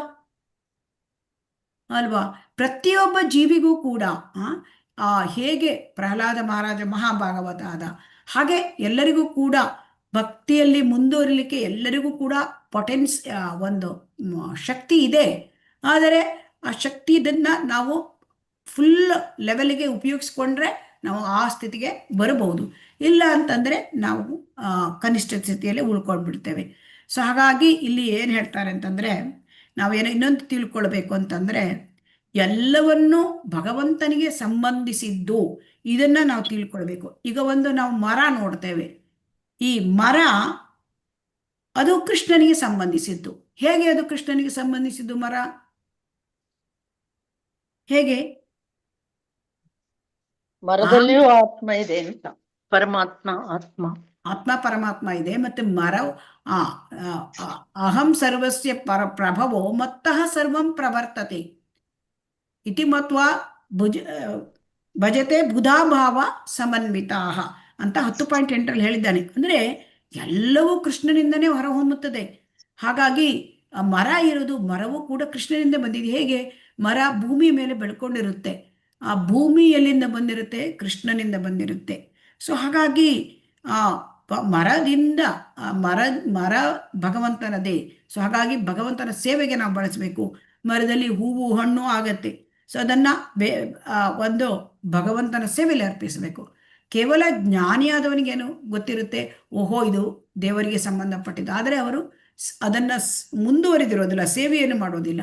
ಆದರೆ ಭಕ್ತ ಏನು ಮಾಡ್ತಾನೆ, ಹೌದು ಇದು ಭಗವಂತನಿಂದ ಸೇರಿದ್ರಿಂದ ಭಗವಂತನ ಸೇವೆಯಲ್ಲಿ ನಾವು ಅದನ್ನ ಬಳಸಬೇಕು ಅಂತ. ಈಗ ನಮಗೆ ಈಗ ಮಹಾಭಾಗವತರಲ್ಲಿ ಉದಾಹರಣೆಯಲ್ಲಿ ನಾವು ನೋಡ್ತಾ ಇದ್ದೇವೆ. ಮಹಾಭಾಗವತರ ನಮ್ಮ ಉದಾಹರಣೆಯಲ್ಲಿ ಇಲ್ಲಿ ನಾವು ಶ್ರೀಲ ಪ್ರಭುಪಾದರನ್ನ ತೆಗೆದುಕೊಳ್ಳಬಹುದು. ಶ್ರೀಲ ಪ್ರಭುಪಾದರು ಅವರು ಮಹಾಭಾಗವತರು. ಆ ಮಹಾಭಾಗವತರು ಶುದ್ಧ ಭಕ್ತರು. ಈಗ ನಮಗೆ ಅವರು ಮಾಡಿದ ಮಹಿಮೆಗಳು ಅದನ್ನು ನಾವು ತಿಳ್ಕೊಂಡಿದ್ದೇವೆ. ಪ್ರಪಂಚದಾದ್ಯಂತ ಕೃಷ್ಣ ಪ್ರಜ್ಞೆಯನ್ನು ಕೊಟ್ಟಿದ್ದಾರೆ. ಆಮೇಲೆ 108 ದೇವಸ್ಥಾನಗಳನ್ನ ಕಟ್ಟಿದ್ದಾರೆ. ಕೃಷ್ಣ ಪ್ರಜ್ಞಾ ಸಂಸ್ಥೆಯನ್ನು ಅವರು ಹುಟ್ಟು ಹಾಕಿದ್ದಾರೆ. ಈಗ ಇವತ್ತೇನು ನಾವು ಈ ಒಂದು ತರಗತಿಗೆ ನಾವು ಬಂದಿದ್ದೇವೆ, ಅದು ಕೃಷ್ಣ ಪ್ರಜ್ಞಾ ಸಂಸ್ಥೆ, ಆ ಇಸ್ಕಾನ್ ಸಂಸ್ಥೆ ಅದನ್ನು ಸ್ಥಾಪನೆ ಮಾಡಿ ಅದಕ್ಕೆ ಹುಟ್ಟು ಹಾಕಿ ಅದನ್ನೆಲ್ಲ ಈ ಕೃಷ್ಣ ಪ್ರಜ್ಞೆಯನ್ನು ಹರಡಿರೋದ್ರಿಂದ ನಮಗಿದೊಂದು ಅವಕಾಶ. ಇಲ್ಲದಿದ್ದರೆ ಭಗವಂತನ ಬಗ್ಗೆ ತಿಳ್ಕೊಳ್ಳಿಕ್ಕೆ ನಮಗೆ ಹೇಗೆ ಅವಕಾಶ? ಸೊ ಹಾಗಾಗಿ ಭಗವಂತನ ವಿಗ್ರಹ 108 ದೇವಸ್ಥಾನಗಳನ್ನು ಅವರು ಸ್ಥಾಪಿಸಿದರು. ಆಮೇಲೆ ಮತ್ತೆ ಎಲ್ಲರಿಗೂ ಕೂಡ ಕೃಷ್ಣ ಪ್ರಜ್ಞೆಯನ್ನು ಹಂಚಿದ್ದಾರೆ. ಸೊ ಅವರ ಒಂದು 70ಕ್ಕೂ ಮಿಕ್ಕಿ ಪುಸ್ತಕಗಳನ್ನು ಬರೆದಿದ್ದಾರೆ. ಎಷ್ಟೋ ಅವರು ಬರೆದಿರ್ತಕ್ಕಂಥ ಪತ್ರಗಳು, ಆಮೇಲೆ ಸಂಭಾಷಣೆಗಳು ತುಂಬ ಇದೆ. ಸೊ ಇದು ಅವರು ಮಾಡಿರ್ತಕ್ಕಂಥದ್ದು ಏನು, ಅದು ನಮಗೆ ಈಗ ಅವರ ಮಹಿಮೆಗಳು ತಿಳ್ಕೊಂಡಿದ್ರಿಂದ ನಾವೀಗ ಅವರು ಶುದ್ಧ ಭಕ್ತರು ಅಂತ ತಿಳ್ಕೊಂಡಿದ್ದೇವೆ ಅಲ್ವಾ? ಹೌದು ಮಾತಾಜಿ, ಹೌದು. ಅಲ್ಲಿ ತಿಳ್ಕೊಂಡಿದ್ದೇವೆ. ಆದರೆ ಅವರು ಶುದ್ಧ ಭಕ್ತರು ಅಂತ ಈಗ ಅಲ್ಲ, ಅವರು ಯಾವಾಗಲೂ ಶುದ್ಧ ಭಕ್ತರಾಗಿದ್ದಾರೆ. ಅಂದ್ರೆ ಅವರು ಚಿಕ್ಕಂದಿನಿಂದಲೂ ಕೂಡ ಶುದ್ಧ ಭಕ್ತರೇ. ಹೇಗೆ? ಅವರು ಚಿಕ್ಕಂದಿನಿಂದಲೂ ಹಾಗೆ. ಸೊ ಹಾಗಾಗಿ ಅವರು ಗ್ರೇಟ್ ಡಿವೋಟಿ ಆಗಿರೋದು ಅಂದ್ರೆ ಅವರೆಲ್ಲ ಸಾಧನೆ ಮಾಡಿದ ಮೇಲೆ ಅಲ್ಲ, ಅವ್ರು ಯಾವಾಗಲೂ ಅಷ್ಟೇ. ಈಗ ನಮಗೆ ಯಾಕೆ ಗೊತ್ತಾಗೋದಿಲ್ಲ ಅಂದರೆ, ಅವರು ತುಂಬ ಕಷ್ಟಪಟ್ಟು ಅಂದರೆ ಒಂದೊಂದು ಕುರ್ತಾ ಧೋತಿ ಉಟ್ಟುಕೊಂಡು ಆ ಸೈಕಲ್ ಮೇಲೆ ತುಳ್ಕೋತಾ ಎಲ್ಲರಿಗೂ ಮನೆಗೆ ಹೋಗೋದು, ಸ್ವಲ್ಪ ನೀವು ಈ back to Godhead magazine ತಗೊಳ್ಳಿ ಅಂತಂದಾಗ ಆ ಸ್ಥಿತಿಯಲ್ಲಿ ಅವರದ್ದು ಧೂಳು ಹಿಡಿದ ಕುರ್ತಾ ಆ ರಸ್ತೆ ಮೇಲೆ ಹೋಗುವಾಗ, ಸೊ ಆಮೇಲೆ ಅವರ ಒಂದು ಸೈಕಲಲ್ಲಿ ಹೋಗೋದು, ಸೇವೆ ಮಾಡೋದು, ಅದನ್ನೆಲ್ಲ ನೋಡಿದಾಗ ಆ ಕಾಲದಲ್ಲಿ ಯಾರು ಕೂಡ ಅವರನ್ನ ಇವನು ಭಕ್ತ, ದೊಡ್ಡ ಭಕ್ತ ಅಂತ ಗುರುತಿಸಲೇ ಇಲ್ಲ ಅಲ್ವಾ? ಮನೆಗೆ ಹೋಗಿ ನಿಮ್ಮಲ್ಲಿ ಒಂದು ಮಗುವನ್ನ, ನಿಮ್ಮಲ್ಲಿ ಒಂದು ಮಕ್ಕಳು ಕೊಡಿ, ನಾನು ಕೃಷ್ಣ ಪ್ರಜ್ಞಾವಂತರಾಗಿ ಮಾಡ್ತೇನೆ, ಯಾರು ಅದನ್ನ ಸೀರಿಯಸ್ ಆಗಿ ತಗೊಳ್ಳೇ ಇಲ್ಲ. ಸೊ ಯಾವಾಗ ಅವರು ಅಮೆರಿಕ ದೇಶದಲ್ಲಿ ಅಷ್ಟೊಂದು ಪಾಶ್ಚಾತ್ಯ ದೇಶಗಳಲ್ಲಿ ಸಾಧನೆ ಮಾಡಿದರು, ಆಗ ಜನ ಅವರನ್ನು ರೆಕಗ್ನೈಸ್ ಮಾಡಿದರು. ಆದರೆ ಅವರು ಯಾವಾಗಲೂ ಚಿಕ್ಕಂದಿನಿಂದಲೂ ಕೂಡ ಶುದ್ಧ ಭಕ್ತನೇ. ಸೊ ಗೃಹಸ್ಥನಾಗಿದ್ದಾಗಲೂ ಶುದ್ಧ ಭಕ್ತನೇ, ಆಮೇಲೆ ಅವರು ಬಿಸ್ನೆಸ್ ಮಾಡಿದ್ದಾಗಲೂ ಅವಾಗಲೂ ಕೂಡ ಒಳ್ಳೆಯ ಭಕ್ತರೇ ಅವರು. ಸೊ ಹಾಗಾಗಿ ಇದು ಆಮೇಲೆ ಏನು ಮಾಡಿದ್ರು ಅಂತಂದರೆ, ಅವರ ಒಂದು ಶಿಷ್ಯೆ ಸೊ ಅವರ ಬಗ್ಗೆ ಬರ್ಕೊಳ್ಳಿಕ್ಕಾಗಿ ಇಂಟರ್ವ್ಯೂಸ್ ಎಲ್ಲ ತಗೊಂಡ್ಲು. ಅಲ್ಲಿ ಅವರು ಇದರಲ್ಲಿ ವೃಂದಾವನಕ್ಕೂ ಬಂದು ಇಂಟರ್ವ್ಯೂಕ್ಕೆ ತಗೊಂಡಾಗ ಅಲ್ಲಿ ಜನರ ಹತ್ರ ಕೇಳ್ತಾಳೆ, ಇವರು ನೀವು ನೋಡಿದ್ದೀರಿ, ನಿಮ್ಮ ಅನಿಸಿಕೆ ಏನು? ಅಲ್ಲಿ ಒಬ್ಬವ ಹೇಳ್ತಾನೆ, ಏನು ಹೇಳ್ತಾನೆ, ಅವರ ಸಾಧನೆ ಅಷ್ಟು ದೊಡ್ಡದಿತ್ತು, ಮತ್ತು ಅವರು ಅಷ್ಟೊಂದು ಅವರು ಮಾಡ್ತಕ್ಕಂಥ ಅವರ ಗುರಿ ಕೂಡ ಹೆಚ್ಚಾಗಿತ್ತು, ನಾನಂತಹ ಸಾಧುನೇ ನೋಡಲಿಲ್ಲ ಅಷ್ಟೆಲ್ಲ, ಆಮೇಲೆ ದೊಡ್ಡ ಸಾಧನೆ ಮಾಡ್ತಾರಂತ ನಮಗೆ ಮೊದಲೇ ಗೊತ್ತಿತ್ತು ಹೇಳ್ತಾನೆ. ಆದರೆ ಅಲ್ಲಿ ಪಕ್ಕದಲ್ಲಿದ್ದವ ಮತ್ತೊಬ್ಬವನು ಹೇಳ್ತಾನೆ, ನೀನೆಲ್ಲ ಅಷ್ಟೆಲ್ಲ ಅಂದ್ರೆ ನೀನು ಇದನ್ನ ಹೇಳ್ಬೇಡ, ಸುಳ್ಳು ಹೇಳ್ಬೇಡ. ಯಾಕಂತಂದ್ರೆ ಶ್ರೀಲ ಪ್ರಭುಪಾದರು ಅವಾಗ ಇದ್ದಾಗ ಅವ್ರು ಏನ್ ಹೇಳ್ತಾ ಇದ್ರು ಅಂತಂದ್ರೆ, ಎಲ್ಲ ಅಂಗಡಿಗೆ ಎಲ್ಲಾದ್ರೂ ಹೋದಾಗಲ್ಲ ಅವ್ರು ಹೇಳ್ತಾ ಇದ್ದಿರ್ತಿದ್ರು, ನನ್ನ ಗುರುಗಳು ನನಗೆ ಪಾಶ್ಚಾತ್ಯ ದೇಶಕ್ಕೆ ಹೋಗ್ಲಿಕ್ಕೆ ಪ್ರಚಾರ ಮಾಡ್ಲಿಕ್ಕೆ ನನಗೆ ಹೇಳಿದ್ದಾರೆ, ನಾನು ಅಮೆರಿಕ ದೇಶಕ್ಕೆ ಹೋಗ್ತೇನೆ ಅಂತ ಹೇಳ್ತಾ ಇದ್ರು. ಆಗ ಎಲ್ಲರೂ ಕೂಡ ತಮಾಷೆ ಮಾಡ್ತಾ ಇದ್ವಿ ನಾವೆಲ್ಲ. ಎಂತಂದ್ರೆ, ಅಯ್ಯೋ ಅವರಿಗೆ ಈಗ ಎಷ್ಟೋ ವಯಸ್ಸಾಗಿದೆ, ಅವರಿಗೇನೋ ಮಳ್ಳು ಹಿಡ್ದಿದೆ, ಅಮೆರಿಕಕ್ಕೆ ಹೋಗುವ ಕನಸು ಕಾಣ್ತಾ ಇದ್ದಾರೆ ಅಂತ ಹೇಳ್ತಾ ಇದ್ರು. ಸೊ ಹಾಗಾಗಿ ಅವರು ಇಲ್ಲೇ ಇದ್ದು ಭಜನೆ ಮಾಡಬೇಕು ಅವರು, ಹೀಗೆಲ್ಲ ನಾವು ಮಾತಾಡ್ಕೊಳ್ತಿದ್ವಿ. ಸೊ ಹಾಗಾಗಿ ಅವರು ಈಗ ಇಂಥದ್ದೆಲ್ಲ ಮಾಡ್ತಾರೆ ನಮಗೆ ಗೊತ್ತೇ ಇಲ್ಲ. ಸೊ ಅಂದರೆ ಅವರು ಆಗ ಅವರನ್ನು ಶುದ್ಧ ಭಕ್ತರು ಅಥವಾ ಅಂತ ಅವರನ್ನು ರೆಕಗ್ನೈಸ್ ಮಾಡಿಲ್ಲ. ಸೊ ಹಾಗಾಗಿ ನಮಗೆ ಇದು ಈ ಥರ ಎಲ್ಲ ಅಂದರೆ ಅವ್ರು ಹೇಳಿದರು, ನಮ್ಗೆ ಗೊತ್ತಿಲ್ಲ. ಈಗ ಭಕ್ತಿ ಸಿದ್ಧಾಂತ ಸ್ವಾಮಿ ಪ್ರಭುಪಾದ ಯಾರು ಅಂತ ಈಗ ಗೊತ್ತಾಗ್ತದೆ, ಅವ್ರ ಸಾಧನೆ ನೋಡಿ ಅಂತ ಹೇಳ್ತಾ ಇದ್ದಾರೆ. ಹಾಗಾಗಿ ಶುದ್ಧ ಭಕ್ತರು ಅವರು ಯಾರು ಅಂತ ಜನರಿಗೆ ತಿಳಿಯುವುದು ಸುಲಭ ಅಲ್ಲ. ಈಗ ಕೃಷ್ಣನನ್ನು ತಿಳಿಯುವುದು ಹೇಗೆ ಕಷ್ಟ, ಭಗವಂತನನ್ನು, ಹಾಗೇ ಅದು ಶುದ್ಧ ಭಕ್ತರು ಕೂಡ ನಮಗೆ ಅವರನ್ನ ತಿಳ್ಕೊಳ್ಳೋದು ಒಂದು ಸುಲಭ ಅಲ್ಲ. ಅವರು ಯಾಕಂದ್ರೆ ಅವರು ತೋರಿಸ್ಕೊಳ್ಳೋದಿಲ್ಲ, ತಾವು ಶುದ್ಧ ಭಕ್ತರು ಅಂತ ತೋರಿಸ್ಕೊಳ್ಳೋದಿಲ್ಲ. ಸೊ ಹಾಗಾಗಿ ಸಾಧಾರಣ ಜನರಿಗೆ ಅದರ ಅರಿವು ಆಗೋದಿಲ್ಲ ಅಲ್ವಾ? ಹರೇ ಕೃಷ್ಣ. ಹೌದು ಮಾತಾಜಿ. ಅದಕ್ಕೆ ಅರಿವು ಆಗೋದಿಲ್ಲ. ಸೊ ಅದರಿಂದ ಅನೇಕ ಶುದ್ಧ ಭಕ್ತರು ಭಾಗವತಂ ಶ್ರೀಮದ್ ಭಾಗವತಂ ಉತ್ತಮ ಶುದ್ಧ ಭಕ್ತರ ಒಂದು ಭಗವಂತನ ಜೊತೆ ಶುದ್ಧ ಭಕ್ತರು ಇದ್ದಾರೆ, ಅವರ ಕಥೆಗಳಿಂದ ತುಂಬಿ ಹೋಗಿದೆ. ಪಾಂಡವರು, ಹೀಗೆ ಶುದ್ಧ ಭಕ್ತರು, ಅಂಬರೀಷ ಮಹಾರಾಜ, ಅನೇಕ ಪಾಂಡವರಲ್ಲಿ ಎಲ್ಲರೂ ಕೂಡ, ಮತ್ತೆ ಪರೀಕ್ಷಿತ್ ಮಹಾರಾಜ, ಪ್ರಹ್ಲಾದ ಮಹಾರಾಜ, ಆಮೇಲೆ ಧ್ರುವ ಮಹಾರಾಜ, ಹೀಗೆ ಭಾಗವತಮನ್ನ ನಾವು ಓದಿದರೆ ಭಕ್ತ ಭಾಗವತೋತ್ತಮರ ಅವರ ಒಂದು ಎಲ್ಲ ಕಥೆಗಳು ಕೂಡ ನಮಗೆ ಇರ್ತದೆ. ಯಾಕೆಂದ್ರೆ ಶ್ರೀಮದ್ ಭಾಗವತ ಅದರಿಂದ ತುಂಬಿ ಹೋಗಿದೆ. ಭಗವಂತ ತನ್ನ ಭಕ್ತರ ಜೊತೆ ಹೇಗೆ ಸ್ಪಂದಿಸುತ್ತಾನೆ ಅದನ್ನೆಲ್ಲ ಅದು ತುಂಬಿ ಹೋಗಿದೆ. ಆದ್ರಿಂದ ನಾವು ಭಾಗವತನ ಓದಿದರೆ ಭಾಗವತೋತ್ತಮರ ಅವರ ಒಂದು ಇದನ್ನ ಯಾವ ರೀತಿ ಅವರು ವರ್ತಿಸುತ್ತಾರೆ, ಯಾವ ರೀತಿ ಭಗವಂತನ ಸೇವೆ ಮಾಡ್ತಾರೆ, ಭಗವಂತನ ಜೊತೆ ಅವರ ಸಂಬಂಧ ಏನು, ಹೇಗಿರ್ತಾರೆ ಎಲ್ಲದನ್ನು ಕೂಡ ನಾವು ತಿಳ್ಕೊಳ್ಬಹುದು. ಹರೇ ಕೃಷ್ಣ. ಈ ಒಂದು ಓದಿ ಹರೇ ಕೃಷ್ಣ. ಹರೇ ಕೃಷ್ಣ ಮಾತಾಜಿ. ಉತ್ತಮ ಅಧಿಕಾರಿಯನ್ನು ಅನುಕರಿಸಿ ಒಂದು ಕಡೆ ಐಕಮತ್ಯ ಅಥವಾ ಸೌಹಾರ್ದವನ್ನು ಮೆರೆಯುತ್ತಾ ಇನ್ನೊಂದು ಕಡೆ ದೈಹಿಕ ನೆಲೆಯಲ್ಲಿ ವರ್ತಿಸುವವರು ವಾಸ್ತವವಾಗಿ ಹುಸಿ ಲೋಕೋಪಕಾರಿಗಳು. ವಿಶ್ವ ಭ್ರಾತೃತ್ವ ಕಲ್ಪನೆಯನ್ನು ಉತ್ತಮ ಅಧಿಕಾರಿಯಿಂದ ಕಲಿಯಬೇಕೇ ಹೊರತು ಜೀವಾತ್ಮನನ್ನಾಗಲಿ ಎಲ್ಲೆಡೆ ಇರುವ ಪರಮಾತ್ಮ ವಿಸ್ತರಣವನ್ನಾಗಲಿ ಸರಿಯಾಗಿ ಅರಿಯದ ಮೂರ್ಖನಿಂದಲ್ಲ. ಹರೇ ಕೃಷ್ಣ ಮಾತಾಜಿ. ಹರೇ ಕೃಷ್ಣ. ಹೋಗ್ತಾ ಇಲ್ಲ ಇದು, ಅಷ್ಟೇ ಇರ್ಲಿ. ಹರೇ ಕೃಷ್ಣ. ಇಷ್ಟೇ ಬೇಕಾಗಿದ್ದು. ಈಗ ನಾವು ಪ್ರಭುಪಾದರ ಬಗ್ಗೆ ಮಾತಾಡ್ತಾ ಇದ್ವಿ. ಅದರಲ್ಲಿ ನಾವು ಅಂದ್ರೆ ಪ್ರಭುಪಾದರು ಇಷ್ಟು ಮಾಡಿದ್ದಾರೆ ಅಂತಂದ್ರ, ಪ್ರಭುಪಾದರ ಅವರ ಗುರುಗಳು ಭಕ್ತಿ ಸಿದ್ಧಾಂತ ಸರಸ್ವತಿ ಠಾಕೂರ್ ಅವರು ಎಲ್ಲರಿಗೂ 64 ರೌಂಡ್ಸ್ ಮಾಡ್ಲಿಕ್ಕೆ ಹೇಳಿದ್ರು ಹರೇ ಕೃಷ್ಣ ಮಹಾಮಂತ್ರ. ಅಂದ್ರೆ ಶ್ರೀಲ ಪ್ರಭುಪಾದರು ನಮ್ಮ ಒಂದು ಸ್ಥಿತಿ ಗೊತ್ತಿದೆ ಅವರಿಗೆ. ಸೊ ಅದಕ್ಕೆ ಅವರಿಗೆ 16 ರೌಂಡ್ಸ್ ನಮಗೆ ಕೊಟ್ರು. ಸೊ ಹಾಗಾಗಿ ಈಗ ಶುದ್ಧ ಅವರಿಗೆ ಗೊತ್ತಿದೆ ನಮಗೆ ಜಪ ಮಾಡ್ಲಿಕ್ಕೆ 64 ಆಗಲ್ಲ. ಸೊ ಹಾಗಾಗಿ ಅಪಾರವಾದ ಕರುಣೆ. ಸೊ ಹಾಗಾಗಿ ಅವರು ನಮಗೆ ಹಾಗಾದ್ರೆ ಉಳಿದ 48 ರೌಂಡ್ಸ್ ಅನ್ನು ಯಾರು ಮಾಡ್ತಾರೆ? ಹರೇ ಕೃಷ್ಣ. ಯಾರಾದ್ರೂ ಹೇಳ್ತೀರಾ?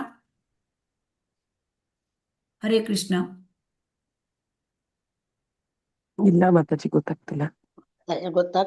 ಇಲ್ಲ. ಅಂದ್ರೆ ನಮ್ಗೆ 16 ರೌಂಡ್ಸ್ ಮಾಡ್ಲಿಕ್ಕೆ ಹೇಳಿದ್ದಾರೆ ಹರೇ ಕೃಷ್ಣ ಮಹಾಮಂತ್ರ ಪ್ರತಿನಿತ್ಯ. ಆದ್ರೆ 64 ರೌಂಡ್ಸ್, ಉಳಿದ 48 ರೌಂಡ್ಸ್ ಪ್ರಭುಪಾದರೆ ಮಾಡ್ತಾರಂತೆ.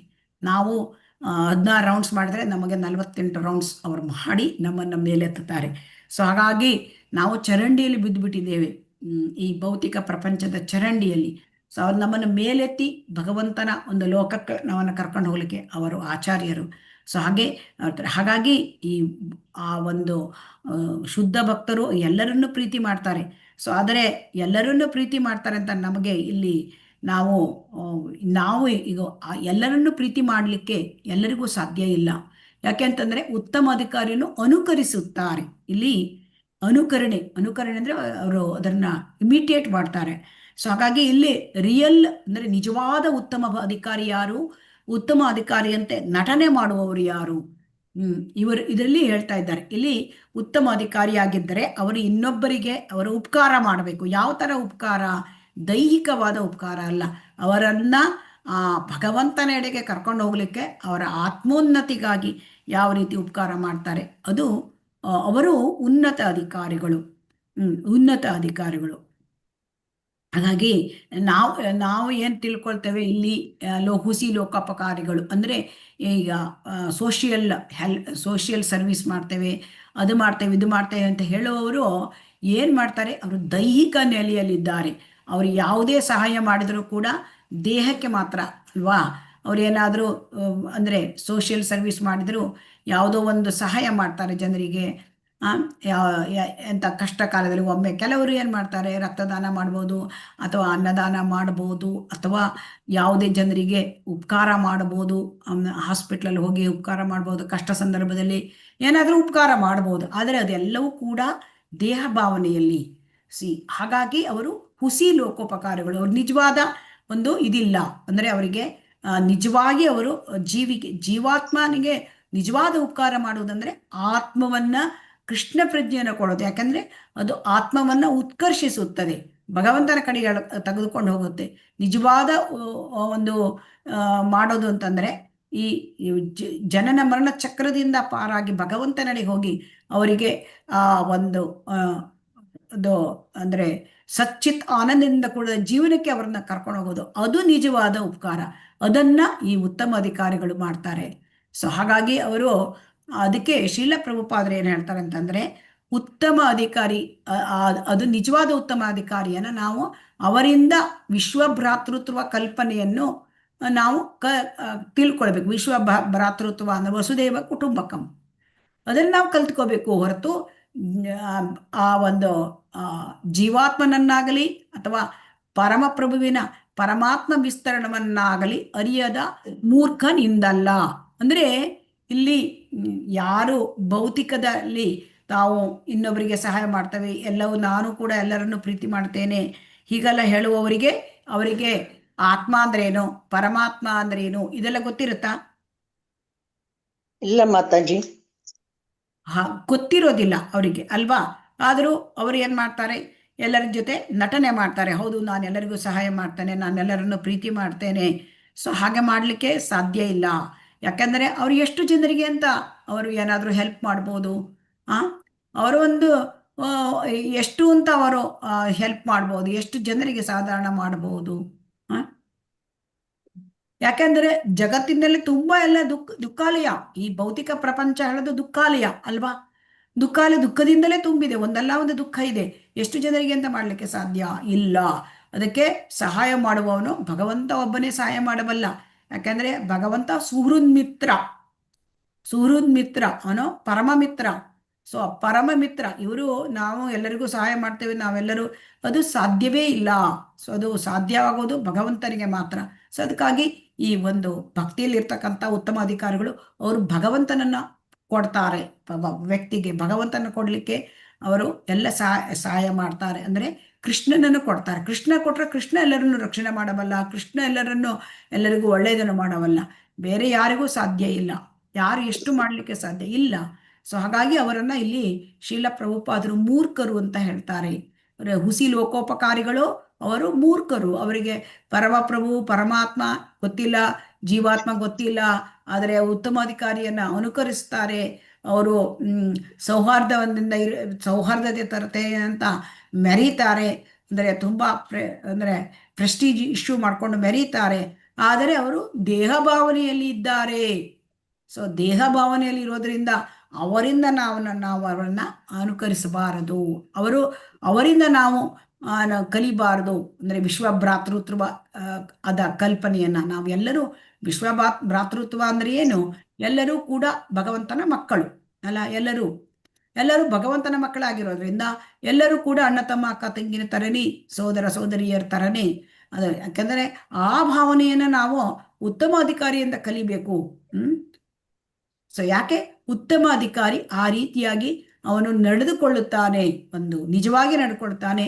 ಎರಡನೆಯದು, ಉತ್ತಮ ಅಧಿಕಾರಿ ಅವನು ಕೃಷ್ಣನನ್ನು ಕಂಡಿದ್ದಾನೆ. ಸೊ ಅವನು ಭಗವಂತನನ್ನು ಹೃದಯದಲ್ಲಿ ಕ್ಯಾರಿ ಮಾಡ್ತಾರೆ, ಅವರು ಭಗವಂತನನ್ನು ಹೃದಯದಲ್ಲಿ ಇಟ್ಕೊಂಡಿರ್ತಾರೆ. ಸೊ ಆದ್ದರಿಂದ ಅವರು ಭಗವಂತನನ್ನು ನಮಗೆ ಕೊಡಬಲ್ಲರು. ಅದು ಹೊರತು ಈ ಒಂದು ಐಹಿಕ ಭಾವನೆಯಲ್ಲಿ ಇರ್ತಕ್ಕಂತಹ ಹುಸಿ ಲೋಕೋಪಕಾರಿಗಳು ಅವರಿಂದ ನಾವು ಇಂಥ ವಿಶ್ವ ಭ್ರಾತೃತ್ವ ಕಲ್ಪನೆಯನ್ನು ನಾವು ಮಾಡಬಾರ್ದಂತ ಶ್ರೀಲ ಪ್ರಭುಪಾದರು ನಮಗೆ ಇಲ್ಲಿ ಎಚ್ಚರಿಕೆ ನೀಡಿದ್ದಾರೆ. ಹರೇ ಕೃಷ್ಣ. ಮುಂದಿನ ಒಂದು ಹರೇ ಕೃಷ್ಣ ಮಾತಾಜಿ. ಮನುಷ್ಯನು ನೋಡಬೇಕು ಎಂದು ಈ 6ನೇ ಮಂತ್ರದಲ್ಲಿ ಸ್ಪಷ್ಟವಾಗಿ ಹೇಳಿದೆ. ಅಂದರೆ ಅವನು ಹಿಂದಿನ ಆಚಾರ್ಯನನ್ನು ಗುರುವನ್ನು ಅನುಸರಿಸಬೇಕು ಎಂದರ್ಥ. ಈ ಸಂಬಂಧದಲ್ಲಿ ಅನುಪಸ್ಥಿತಿ ಎಂಬ ಸಂಸ್ಕೃತ ಪದವನ್ನು ಬಳಸಲಾಗಿದೆ. ಪಶ್ಯತಿ ಎಂದರೆ ನೋಡುತ್ತಾನೆ ಎಂದರ್ಥ. ವಸ್ತುಗಳನ್ನು ಬರಿಗಣ್ಣಲ್ಲಿ ನೋಡುವಂತೆಯೇ ಎಲ್ಲವನ್ನೂ ನೋಡಬೇಕು ಎಂದರ್ಥವಲ್ಲ. ಐಹಿಕ ದೋಷಗಳಿಂದಾಗಿ ಬರಿಗಣ್ಣು ಯಾವುದನ್ನು ಸರಿಯಾಗಿ ನೋಡಲು ಸಾಧ್ಯವಿಲ್ಲ. ಒಂದು ಉತ್ತಮ ಮೂಲದಿಂದ ಕೇಳಿ ತಿಳಿಯದೆ ಸರಿಯಾಗಿ ನೋಡಲು ಸಾಧ್ಯವಿಲ್ಲ. ಅಂತ ಅತ್ಯುತ್ಕೃಷ್ಟ ಮೂಲವೆಂದರೆ ಸ್ವತಃ ಭಗವಂತನಿಂದಲೇ ಉಕ್ತವಾದ ವೈದಿಕ ಜ್ಞಾನ. ವೈದಿಕ ಸತ್ಯಗಳು ಗುರು ಶಿಷ್ಯ ಪರಂಪರೆಯಲ್ಲಿ ಬಂದಿವೆ. ಭಗವಂತನಿಂದ ಬ್ರಹ್ಮನಿಗೆ, ಬ್ರಹ್ಮನಿಂದ ನಾರದನಿಗೆ, ನಾರದನಿಂದ ವ್ಯಾಸರಿಗೆ, ವ್ಯಾಸರಿಂದ ಇತರ ಅನೇಕ ಶಿಷ್ಯರಿಗೆ ಹಲವು ಪರಂಪರೆಯಿಂದ ಬಂದಿದೆ. ಹಿಂದೆ ವೇದಗಳ ಸಂದೇಹವನ್ನು ಲಿಖಿತವಾಗಿಡುವ ಅವಶ್ಯಕತೆ ಇರಲಿಲ್ಲ. ಹರೇ ಕೃಷ್ಣ ಮಾತಾಜಿ. ಹರೇ ಕೃಷ್ಣ ಮಾತಾಜಿ. ಹರೇ ಕೃಷ್ಣ ಮಾತಾಜಿ, ಮೇಲೆ ಮಾಡಿ.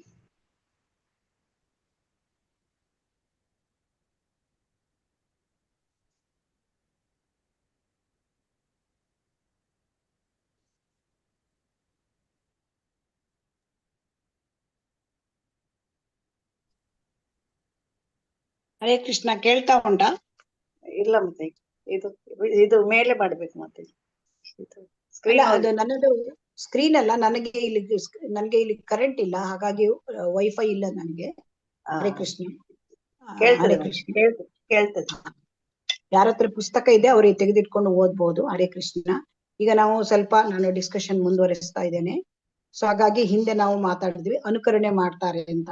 ಸೊ ಅನುಕರಣೆ ಮಾಡಬಾರ್ದು. ಯಾಕೆ ಅಂತಂದ್ರೆ ಇಲ್ಲಿ ಅವ್ರು ನಿಜವಾಗಿ ಪ್ರೀತಿ ಮಾಡ್ತಾರೆ ಅಂತಂದ್ರೆ, ಈಗ ನಿಜವಾದ ಪ್ರೀತಿ ಇರೋದು ಪ್ರೇಮ ಅಂತ ಹೇಳಿರೋದು ತಾಯಿ ಮಗುವನ್ನ ಪ್ರೀತಿ ಮಾಡ್ತಾಳೆ ಅಲ್ವಾ. ತಾಯಿ ಮಗುವನ್ನ ಪ್ರೀತಿ ಮಾಡೋದು ಅಂತಂದ್ರೆ, ತಾಯಿ ಪ್ರೀತಿ ಮಾಡೋದ್ರಿಂದ ಆ ಮಗುವನ್ನ ಸೇವೆ ಮಾಡ್ತಾಳೆ ಅಲ್ವಾ. ಅಲ್ವಾ ಹರೇ ಕೃಷ್ಣ? ಸೇವೆ ಮಾಡ್ತಾಳೆ. ಸೇವೆ ಮಾಡ್ತಾಳೆ. ಹಾಗೆ ನಾವು ಯಾರಿಗಾದ್ರೂ ನಾವು ಬೇರೆಯವರಿಗೆ ಏನೇನು ಮಾಡ್ತೇವೆ ನಾವು? ಹರೇ ಕೃಷ್ಣ. ಬೇರೆಯವರಿಗೆ ಏನನ್ನು ನಾವು ಮಾಡ್ಲಿಕ್ಕೆ ಸಾಧ್ಯ? ತ್ಯಾಗ ಮಾಡ್ಲಿಕ್ಕೆ ನಾವು ತಯಾರಿದ್ರೆ ಮಾತ್ರ ನಾವು ಎಲ್ಲರನ್ನು ಪ್ರೀತಿಸ್ತೇವೆ ಅಂತ ಹೇಳ್ಬಹುದು ಅಲ್ವಾ. ಈಗ ಒಬ್ರು ಯೋಗ ಸಾಧನೆಯನ್ನ ಮಾಡ್ತಾರೆ ಅಂತ ಇಟ್ಕೊಳ್ಳುವ, ಅವ್ರು ಯಾರಿಗಾಗಿ ಯೋಗ ಸಾಧನೆ ಮಾಡ್ತಾರೆ? ನಮಗಾಗಿ ಅಲ್ವಾ. ಆಮೇಲೆ ಶುದ್ಧ ಭಕ್ತರು ಆದ್ರೆ, ಶುದ್ಧ ಭಕ್ತರು ಹರಿನಾಮವನ್ನ ಅವರು ಬೇರೆಯವರಿಗಾಗಿ ಮಾಡ್ತಾರೆ. ಸೊ ಹಾಗಾಗಿ ಉತ್ತಮ ಭಕ್ತ ಮಾತ್ರ ನಾನು ಎಲ್ಲರನ್ನೂ ಪ್ರೀತಿಸಬಲ್ಲೆ ಅದನ್ನ ಅವರು ಹೇಳಲಿಕ್ಕೆ ಸಾಧ್ಯ. ಬೇರೆ ಯಾರಿಗೂ ಕೂಡ ನಾನು ಎಲ್ಲರನ್ನೂ ಪ್ರೀತಿಸ್ತೇನೆ ಅಂತ ಹೇಳಲಿಕ್ಕೆ ಅವರಿಗೆ ಸಾಧ್ಯವೇ ಇಲ್ಲ. ಯಾಕಂದ್ರೆ ಅವರು ಆ ಪ್ಲಾಟ್ಫಾರ್ಮ್ ಅಲ್ಲೇ ಇರೋದಿಲ್ಲ. ಸೊ ಹಾಗಾಗಿ ನಾನು ಎಲ್ಲರಿಗೂ ಕರುಣೆ ತೋರಿಸ್ತೇನೆ, ನಾನೆಲ್ಲರಿಗೂ ಸೇವೆ ಮಾಡ್ತೇನೆ, ನಾನೆಲ್ಲರನ್ನು ಪ್ರೀತಿಸ್ತೇನೆ ಅಂತ ಹೇಳೋದು ಅದು ಹಾಗಿದ್ರೆ ಅವ್ರು ಯಾವ ತರ ಇರ್ಬೇಕು ಅಂತಂದ್ರೆ, ಇಲ್ಲಿ ಒಂದು ಉತ್ತಮ ಉದಾಹರಣೆ ಇದೆ. ಅಂದ್ರೆ ಒಬ್ಬ ರಂತಿದೇವ ಅಂತ ಇದ್ದಿದ್ದ. ರಂತಿದೇವ ಅಂತ ಒಬ್ಬ ರಾಜ. ಸೊ ಆ ರಂತಿದೇವ ಒಮ್ಮೆ ಏನಾಯ್ತು ಅಂತಂದ್ರೆ, ರಂತಿದೇವ 40 ದಿವಸಗಳ ಉಪವಾಸ ಮಾಡಿದ್ದ. ಅದಾದ ಮೇಲೆ ಅವನಿಗೆ ಇನ್ನೇನು ಪ್ರಸಾದ ತಗೊಳ್ಬೇಕು ಅಂತಿದ್ದಾಗ ಅವನೇನು ಅಲ್ಲಿ ಒಬ್ಬ ಬ್ರಾಹ್ಮಣ ಬಂದ. ಅವನಿಗೆ ಆಹಾರ, ಅವನಿಗೆ ಪ್ರಸಾದವನ್ನು ಕೊಟ್ರು. ಆಯ್ತು, ಇನ್ನೇನು ಮತ್ತೆ ತಾನು ಪ್ರಸಾದ ಸೇವನೆ ಮಾಡ್ಬೇಕು ಅಂತ ಇದ್ದಾಗ ಮತ್ತೆ ಬೇರೆ ಜನ ಬಂದ್ರು, ಅವರಿಗೂ ಕೊಟ್ಟ. ಅದಾದ ಮೇಲೆ ಮತ್ತೆ ಇನ್ನೇನು ತಗೋಬೇಕು ಅಂತಿದ್ದಾಗ ಒಂದು ನಾಯಿ ಮತ್ತೊಬ್ಬ ಮನುಷ್ಯ ಬಂದ. ಸೊ ಅದು ಅವರಿಗೂ ಕೊಟ್ರು. ಸೊ ಇನ್ನೇನು ಉಳಿದಿತ್ತು, ಅವರಿಗೇನು ಉಳಿದಿಲ್ಲ, ನೀರಷ್ಟೇ ಉಳಿದಿತ್ತು. ಸೊ ಆ ನೀರು ಕುಡಿಬೇಕು ಅಂತ ಇದ್ದಾಗ ಒಬ್ಬ ತುಂಬಾ ಚಾಂಡಾಲ ಬಂದ. ಸೊ ಅವನಿಗೆ ನೀರು ತುಂಬಾ ತನಗೆ ಬಾಯಾರಿಕೆ ಆಗಿದೆ ಅಂತ ಹೇಳಿದಾಗ ನೀರು ಕೊಟ್ಟ. ಸೊ ಆ ರೀತಿ ನಾವು ಯಾರಿಗಾದ್ರೂ ಈ ರೀತಿ ಮಾಡ್ಲಿಕ್ಕಾಗತ್ತಾ? ಹರೇ ಕೃಷ್ಣ, ಆಗಲ್ಲ ಮಾತಾಜಿ. ಮಾಡ್ಲಿಕ್ಕಾಗತ್ತಾ? ಸೊ ಹಾಗಾಗಿ ಅವರೆಲ್ಲ ಬರೇ ಮಾತಾಡ್ತಾರೆ ಅಷ್ಟೇ. ಸೊ ಮಾತಾಡ್ತಾರೆ. ಸೊ ಹಾಗಾಗಿ ಉತ್ತಮ ಅಧಿಕಾರಿ ಹಂತಕ್ಕೆ ಬಂದಾಗ ಮಾತ್ರ ಇದೆಲ್ಲ ಸಾಧ್ಯ ಆಗತ್ತೆ. ಸೊ ಶ್ರೀಲ ಪ್ರಭುಪಾದರನ್ನ ನಾವು ನೋಡ್ತಾ ಇದ್ವಿ, ಪ್ರಪಂಚದಾದ್ಯಂತ ಅವರು ಎಷ್ಟು ಎಲ್ಲ ದೇಶಗಳಿಗೆ ಹೋಗಿ ವಿದೇಶಗಳಲ್ಲಿ ಅವರು ಏನ್ ಮಾಡಿದ್ದಾರೆ, ಕೃಷ್ಣ ಪ್ರಜ್ಞೆಯನ್ನು ಹಾಡಿದ್ದಾರೆ. ಸೊ ಹಾಗಾಗಿ ಇದೆಲ್ಲ ತಪಸ್ಸು.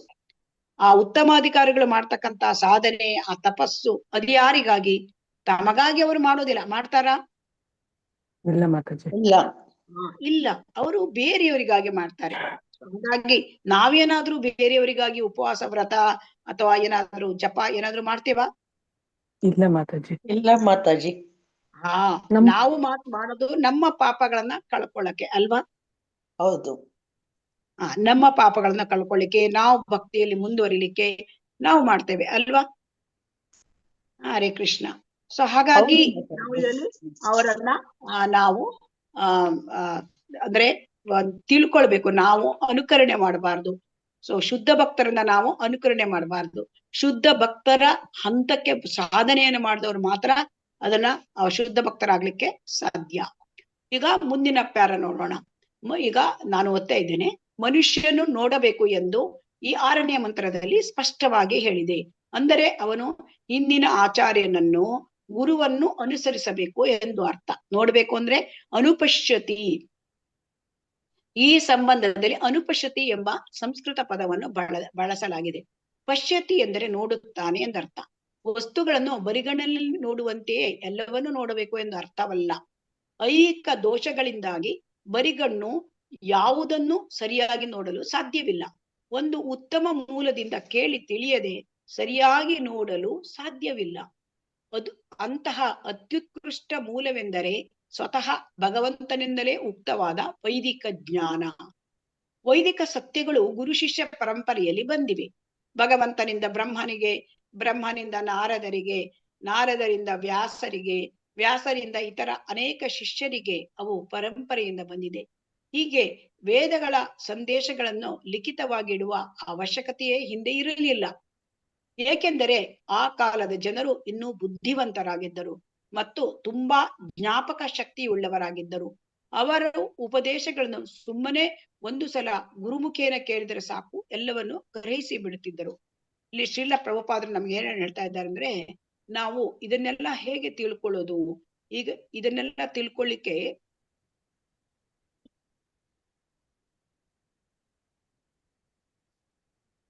ನಾವು ನೋಡಬೇಕು. ನಾವು ಯಾವ ರೀತಿ ನೋಡ್ಬೇಕು? ಅನುಪಶ್ಯತಿ ಹೇಳದ ಶಬ್ದ ಇಲ್ಲಿ ಬಹಳ ಮುಖ್ಯ. ಇಲ್ಲಿ ಪಶ್ಯತಿ ಅಂದ್ರೆ ಏನು, ಅನುಪಶ್ಯತಿ ಅಂದ್ರೆ ಏನು? ಪಶ್ಯತಿ ಅಂದ್ರೆ ನಾವು ಬರಿಗಣ್ಣಿಂದ ನೋಡೋದು ಅಷ್ಟೇ. ಈ ಪಶ್ಯತಿ, ಆ ಬರಿಗಣ್ಣಿಂದ ನೋಡೋದನ್ನ ಚಾಣಕ್ಯ ಪಂಡಿತ ಹೇಳ್ತಾರೆ. ಅಂದ್ರೆ ಏನ್ ಹೇಳ್ತಾರೆ? ನಾವು ಬರಿಗಣ್ಣಿಂದ ನೋಡಿದರೆ ನಾವು ಪ್ರಾಣಿಗಳು ನೋಡ್ತಾರ, ಪ್ರಾಣಿಗಳು ನೋಡ್ತಾರೆ ಅಲ್ವಾ? ಅವರಿಗೂ ಕಣ್ಣಿದೆ ಅಲ್ವಾ? ಹರೇ ಕೃಷ್ಣ. ಹೌದು ಮಾತಾಜಿ. ಪ್ರಾಣಿಗಳು ನೋಡ್ತಾರೆ. ಆದರೆ ನಾವು ಮನುಷ್ಯ ಜನ್ಮಕ್ಕೆ ಬಂದಾಗ ನಾವು ಯಾವ ತರ ನೋಡ್ಬೇಕು? ನಾವು ಜ್ಞಾನದ ಕಣ್ಣಿನಿಂದ ನೋಡ್ಬೇಕು. ಶಾಸ್ತ್ರ ಚಕ್ಷು. ಜ್ಞಾನ ಹೇಗೆ ಬರುತ್ತೆ? ಶಾಸ್ತ್ರಗಳಿಂದ ಬರುತ್ತೆ. ಸೊ ಹಾಗಾಗಿ ಆ ಶಾಸ್ತ್ರ ಹೇಗೆ, ಯಾರಿಂದ ನೋಡುವುದು ಅದನ್ನ ಶೀಲ ಪ್ರಭುಪಾದರು ಹೇಳ್ತಾ ಇದ್ದಾರೆ. ಸೊ ಹಾಗಾಗಿ ಇಲ್ಲಿ ಅನುಪಶ್ಯತಿ ಅಂತಂದ್ರೆ ಆಚಾರ್ಯನನ್ನು ಅಥವಾ ಗುರುವನ್ನು ಅನುಸರಿಸಬೇಕು ಅಂತ ಅರ್ಥ. ಇಲ್ಲಿ ಅಂತಂದ್ರೆ ತುಂಬಾ ಕೌಶಲತೆ, ಅಂದ್ರೆ ಸ್ಕಿಲ್ಫುಲ್. ಆಮೇಲೆ ಅದಕ್ಕೆ ಇನ್ನೂ ಅರ್ಥ ಇದೆ, ನಿರಂತರವಾಗಿ, ಕಂಟಿನ್ಯೂಸ್ಲಿ. ಆಮೇಲೆ ಅದನ್ನ ಫಾಲೋ ಮಾಡೋದು, ಅನುಸರಿಸುವುದು. ಅಂದ್ರೆ ನಾವು ಯಾವ ತರ ಯಾರನ್ನು ಅನುಸರಿಸಬೇಕು, ಹೇಗೆ ಜ್ಞಾನವನ್ನು ಪಡ್ಕೊಳ್ಬೇಕು, ಇದೆಲ್ಲ ಅಂತಂದ್ರೆ ನಾವು ಪಶ್ಯತಿ ಅಲ್ಲ, ನಾವು ಅನುಪಶ್ಯತಿ. ಅಂದ್ರೆ ನಾವು ಶಾಸ್ತ್ರ ಚಕ್ಷುವನ್ನ ಬೆಳಕೊಳ್ಬೇಕು. ಜ್ಞಾನ ಚಕ್ಷುವಿಂದ ನಾವು ಇದನ್ನೆಲ್ಲ ನೋಡ್ಬೇಕು. ಆ ಜ್ಞಾನ ಚಕ್ಷು ಹೇಗೆ ಬರುತ್ತೆ? ಸೊ ಆ ಜ್ಞಾನ ಚಕ್ಷು ಬರ್ಬೇಕು ಅಂತಂದ್ರೆ ನಾವು ಶಾಸ್ತ್ರಗಳನ್ನು ತಿಳ್ಕೊಳ್ಬೇಕು. ಆ ಶಾಸ್ತ್ರ ಹೇಗೆ ಬರುತ್ತೆ? ಅದು ಶಾಸ್ತ್ರ, ನಾವು ವೈದಿಕ ಸಾಹಿತ್ಯಗಳನ್ನ ನಾವು ಜ್ಞಾನ ಪಡ್ಕೋಬೇಕು. ಈ ವೈದಿಕ ಸಾಹಿತ್ಯ ಎಲ್ಲಿಂದ ಬಂದಿದ್ದು, ಅದು ಸರಿಯಾದದ್ದು, ಅತಿ ಉತ್ಕೃಷ್ಟ ಮೂಲ ಯಾವುದು, ಯಾವುದು ಭಗವಂತನಿಂದ ಬರ್ತದೆ ಅದು ಉತ್ಕೃಷ್ಟವಾದದ್ದು ಅಲ್ವಾ? ಹರೇ ಕೃಷ್ಣ. ಹೌದು ಮಾತಾಜಿ. ಯಾಕೆ ಭಗವಂತನಿಂದ ಬಂದಿರದೇ ಇರ್ತಕ್ಕಂಥದ್ದು ಉತ್ಕೃಷ್ಟ ಯಾಕೆ ಅಲ್ಲ? ಕೆಲವೊಬ್ರು ಹೇಳ್ತಾರೆ ನಾನು ತುಂಬಾ ಚೆನ್ನಾಗಿ ಬರ್ದಿದ್ದೇನೆ ಅಂತ ಹೇಳ್ತಾರೆ. ಅದು ಯಾಕೆ ಉತ್ಕೃಷ್ಟ ಅಲ್ಲ ಅಂತ ಯಾರಾದ್ರೂ ಹೇಳ್ತೀರಾ? ಹರೇ ಕೃಷ್ಣ. ಅದು ನೈಜವಾಗಿರೋದಿಲ್ಲ, ಯಾವ್ದಾದ್ರು ಸೇರಿಸಿಯೂ ಬರ್ದಿರ್ಬೋದು. ಹರೇ ಕೃಷ್ಣ. ಮತ್ತೆ ಯಾರಾದ್ರೂ ಹೇಳ್ತೀರಾ? ಯಾಕೆ ಭಗವಂತನಿಂದ ಬಂದಿರತಕ್ಕಂತ ಒಂದು ಮುಕ್ತವಾದ ವೈದಿಕ ಜ್ಞಾನ ಪರಿಪೂರ್ಣವಾದದ್ದು ಮತ್ತು ಯಾಕೆ ಬೇರೆ ಈಗ ಮನುಷ್ಯರಿಂದ ಬಂದಿರತಕ್ಕಂಥದ್ದು ಪರಿಪೂರ್ಣ ಅಲ್ಲ? ಇದನ್ನು ನಾವು ಈಗಾಗಲೇ ನಾವು ವಿಚಾರ ಮಾಡಿದ್ದೇವೆ. ಹರೇ ಕೃಷ್ಣ. ಅದು ಭಗವಂತನೇ ಹೇಳಿದ್ದಾರೆ, ಅಪೌರುಷೇ. ಅಪೌರುಷೇಯ. ಹೌದು, ಭಗವಂತ ಹೇಳಿರೋದು ಅಪೌರುಷೇಯ. ಭಗವಂತನಲ್ಲಿ ಯಾವುದೇ ಆದ ದೋಷಗಳಿಲ್ಲ. ನಾವು ನೋಡಿದ್ದೇವೆ ಮನುಷ್ಯರಿಗೆ 4 ರೀತಿಯ ದೋಷಗಳಿರುತ್ತವೆ. ಈ 4 ರೀತಿಯ ದೋಷಗಳು ಅಂತಂದ್ರೆ ಆ ದೋಷಗಳು ಅಂತಂದ್ರೆ ಮನುಷ್ಯ ತಪ್ಪನ್ನು ಮಾಡಿಯೇ ಮಾಡ್ತಾನೆ. ಮನುಷ್ಯನಿಗೆ ಇನ್ನೊಬ್ಬರಿಗೆ ಅಂದ್ರೆ ಮೋಸ ಮಾಡುವ ಪ್ರವೃತ್ತಿ ಇದೆ ಅಲ್ವಾ? ಆಮೇಲೆ ನಾವು ಮಾಯೆಯಲ್ಲಿದ್ದೇವೆ, ಅಂದ್ರೆ ನಾವು ಮಾಯೆಯಲ್ಲಿಂದ ಅಂದ್ರೆ ಭ್ರಮೆಯಲ್ಲಿದ್ದೇವೆ. ಮತ್ತೆ ನಮ್ಮ ಇಂದ್ರಿಯಗಳು ಅಪರಿಪೂರ್ಣ. ಆದುದರಿಂದ ಯಾರೇ ಮನುಷ್ಯರಾಗಲಿ ಅವರು ಅತ್ಯುತ್ತಮವಾದ ಜ್ಞಾನವನ್ನು ಕೊಡಲಾರರು. ಸೊ ಭಗವಂತನಿಗೆ ಯಾವುದೇ ದೋಷಗಳಿಲ್ಲ. ಸೊ ಹಾಗಾಗಿ ಭಗವಂತನದು ಅತ್ಯುತ್ಕೃಷ್ಟ. ಸ್ವಂತ ಭಗವಂತನಿಂದ ಆ ಮುಖಕಮಲದಿಂದ ಬಂದಿರತಕ್ಕಂಥದ್ದು ಅತ್ಯುತ್ಕೃಷ್ಟವಾದದ್ದು. ಸೊ ಹಾಗಾಗಿ ಆ ವೈದಿಕ ಜ್ಞಾನ ವೇದಗಳನ್ನು ಭಗವಂತ ಬ್ರಹ್ಮನಿಗೆ ಹೇಳಿದ, ಬ್ರಹ್ಮ ನಾರದನಿಗೆ ಹೇಳಿದ, ನಾರದರಿಂದ ವ್ಯಾಸರಿಗೆ, ವ್ಯಾಸರಿಂದ ಹೀಗೆ ಅದೆಲ್ಲ ಹರಿದು ಬಂದಿದೆ ಅನೇಕ ಶಿಷ್ಯರಿಗೆ. ಸೊ ಹಾಗಾಗಿ ಇಲ್ಲಿ ಶ್ರೀಲ ಪ್ರಭುಪಾದರು ಏನ್ ಹೇಳ್ತಾರೆ ಅಂದ್ರೆ ಇದು ಪರಂಪರೆಯಿಂದ ನಾವು ಜ್ಞಾನವನ್ನ ಪಡ್ಕೊಳ್ಬೇಕು. ಪರಂಪರೆಯಿಂದ ಜ್ಞಾನವನ್ನ ಪಡ್ಕೊಂಡ್ರೆ ಅದ್ಯಾಕೆ ಹೀಗಾಗತ್ತೆ? ಪರಂಪರೆಯಿಂದ ಜ್ಞಾನ, ಆ ಪರಂಪರೆಯಿಂದ ಜ್ಞಾನ ಹೇಗೆ ಒಂದು ನಿಮಿಷ. ಪರಂಪರೆಯಿಂದ ನಾವು ಜ್ಞಾನ ಪಡ್ಕೊಳ್ಬೇಕು. ಹೇಗೆ ಕೇಳಿದರೆ, ಪರಂಪರೆಯಿಂದ ಜ್ಞಾನ ಅಂತಂದ್ರೆ ಅದು ಹೇಗೆ ಭಗವಂತ ಏನ್ ಹೇಳಿದಾನೆ ಅದನ್ನಷ್ಟೇ ಅದು ಸರಿಯಾದ ರೀತಿಯಲ್ಲಿ ಹೇಳ್ತಾರೆ. ಮತ್ತೆ ಅದಕ್ಕೆ ಯಾವುದೇ ಒಂದು ಅದನ್ನ ಸೇರಿಸುವುದಿಲ್ಲ, ಯಾವುದೇ ಕಳೆಯುವುದಿಲ್ಲ. ಹೇಗೆ ಕೇಳಿದ್ರೆ, ಒಂದು ಮಾವಿನ ಹಣ್ಣು ಅದನ್ನ ಮೇಲಿಂದ ಎಸೆದು ಬಿಟ್ರೆ ಅದು ಒಡೆದು ಹೋಗುತ್ತೆ ಅಲ್ವಾ? ಅದನ್ನೇ ಕೈಯಿಂದ ಕೈಗೆ ಕೊಟ್ರೆ ಆ ಮಾವಿನ ಹಣ್ಣು ಹೇಗೆ ರಸಭರಿತವಾಗಿ ಯಾವುದೇ ಒಂದು ಅದಕ್ಕೆ ಪೆಟ್ಟು ಬೀಳದೆ ಅದು ನಮಗೆ ಹೇಗೆ ತುಂಬಾ ಉತ್ತಮ ರೀತಿಯಲ್ಲಿ ದೊರಕುತ್ತೆ, ಹಾಗೆ ನಾವು ಯಾವಾಗ ಒಂದು ಸಂಪ್ರದಾಯದಿಂದ ಬಂದಿರತಕ್ಕಂತಹ ಆ ಗುರುವಿನ ಮೂಲಕ ನಾವು ತಿಳ್ಕೊಂಡಾಗ ಅದು ಉತ್ಕೃಷ್ಟವಾಗಿದ್ದು. ಯಾಕೆಂತಂದ್ರೆ ಗುರುವು ತನ್ನ ಗುರುವಿನಿಂದ ಕಲಿತಿರ್ತಾನೆ. ಸಂಪ್ರದಾಯದ ಗುರು ಸದ್ಗುರುವಿನಿಂದ, ಆ ಸದ್ಗುರು ತನ್ನ ಗುರುವಿನಿಂದ ಕಲಿತಿರ್ತಾನೆ.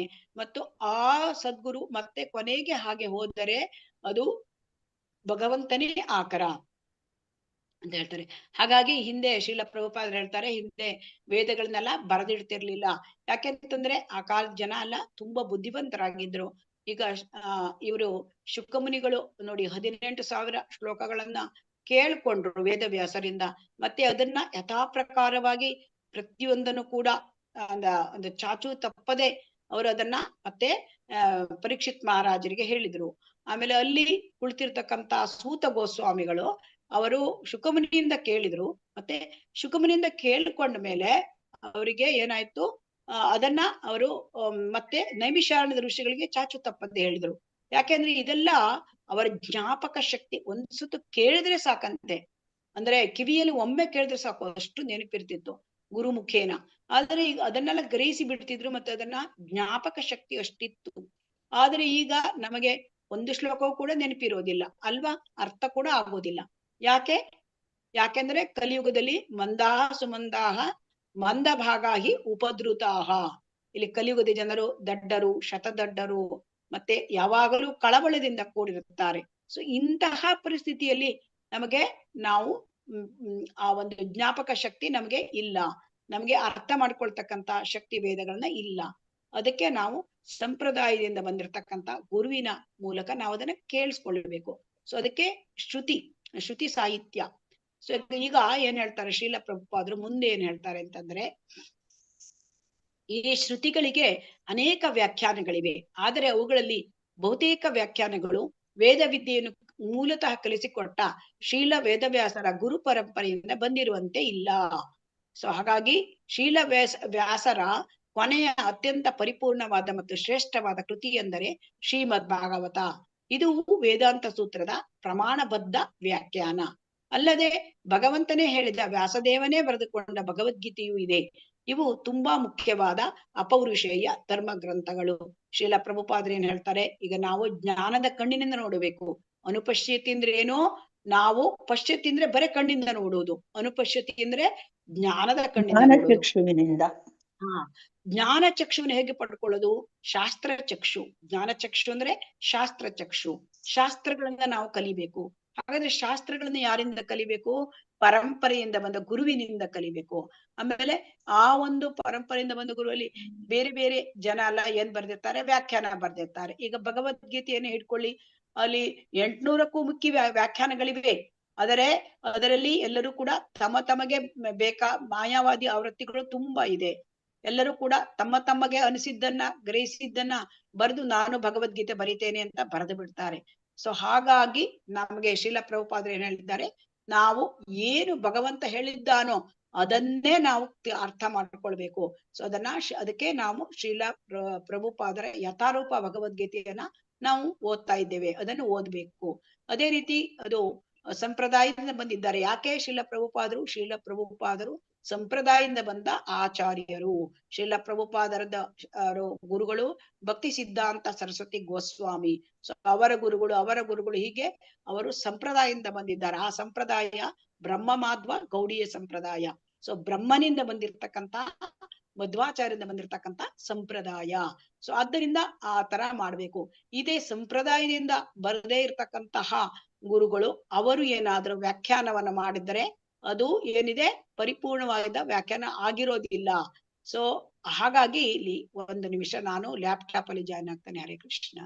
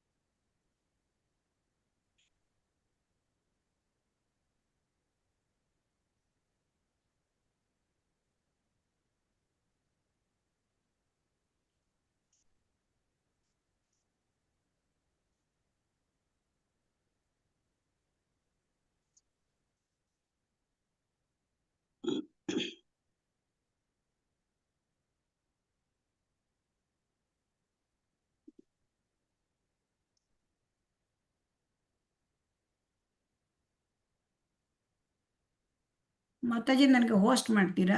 ಪ್ರವೀಣಾ ಮಾತಾಜಿ. ಹರೇ ಕೃಷ್ಣ.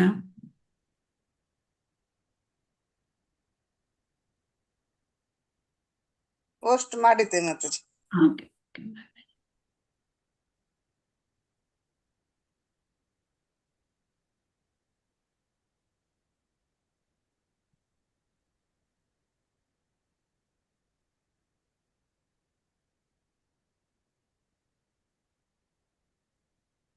ಹಾಗಾಗಿ ಕಾಣ್ತಾ ಇದೆಯಾ ಸ್ಕ್ರೀನ್? ಕಾಣ್ತದೆ. ಏನ್ ಹೇಳ್ತಾ ಇದ್ದಾರೆ ಅಂದ್ರೆ, ಶೀಲ ಅಂದ್ರೆ ನಮ್ದು ಅಪೌರುಷೇಯ ಧರ್ಮ ಗ್ರಂಥಗಳನ್ನ ನಾವು ಗುರು ಪರಂಪರೆಯಿಂದ ಬಂದಿರತಕ್ಕಂತಹ ಅವರಿಂದ ಮಾತ್ರ ನಾವು ಕೇಳ್ಕೊಳ್ಬೇಕು. ಮೂಲ ಶೀಲ ವೇದವ್ಯಾಸರು ಅವರು ಗುರು ಪರಂಪರೆಯಿಂದ ಬಂದಿಲ್ಲ ಎಷ್ಟೋ ಆವೃತ್ತಿಗಳು. ಸೊ ಶೀಲ ವೇದವ್ಯಾಸರು ಅಂದರೆ ಅವರು ಭಗವಂತನ ಶ್ರೀಕೃಷ್ಣನ ಶಕ್ತ್ಯಾವೇಶ ಅವತಾರ.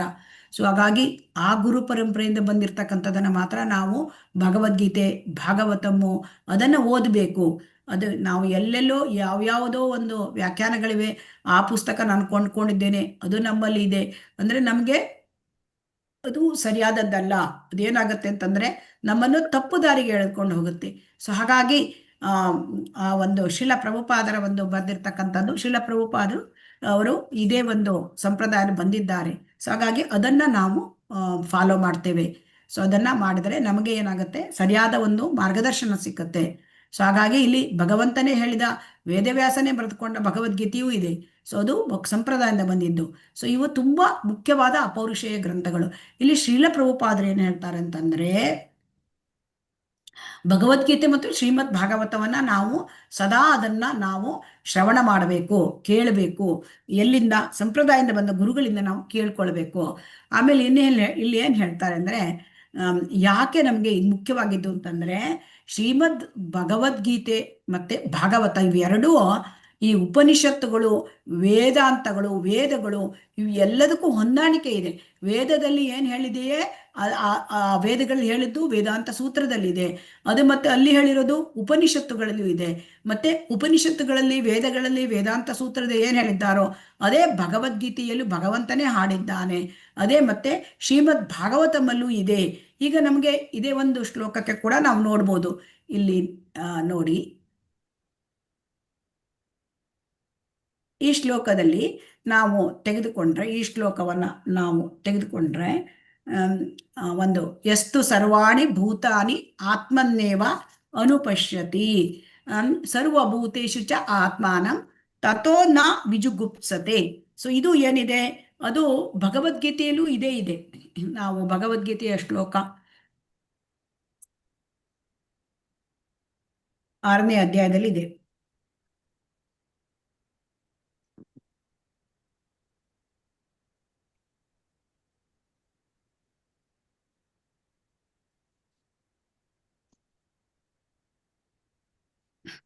ಆರನೇ ಅಧ್ಯಾಯ 30ನೇ ಶ್ಲೋಕದಲ್ಲಿ ಇದೇ ಅರ್ಥ ಇದೆ ನೋಡಿ. ಇದರಲ್ಲಿ ಏನ್ ಬರ್ಕೊಂಡಿದೆ ಅದೇ ಅರ್ಥ ಅಲ್ಲಿ ಇದೆ ನೋಡಿ.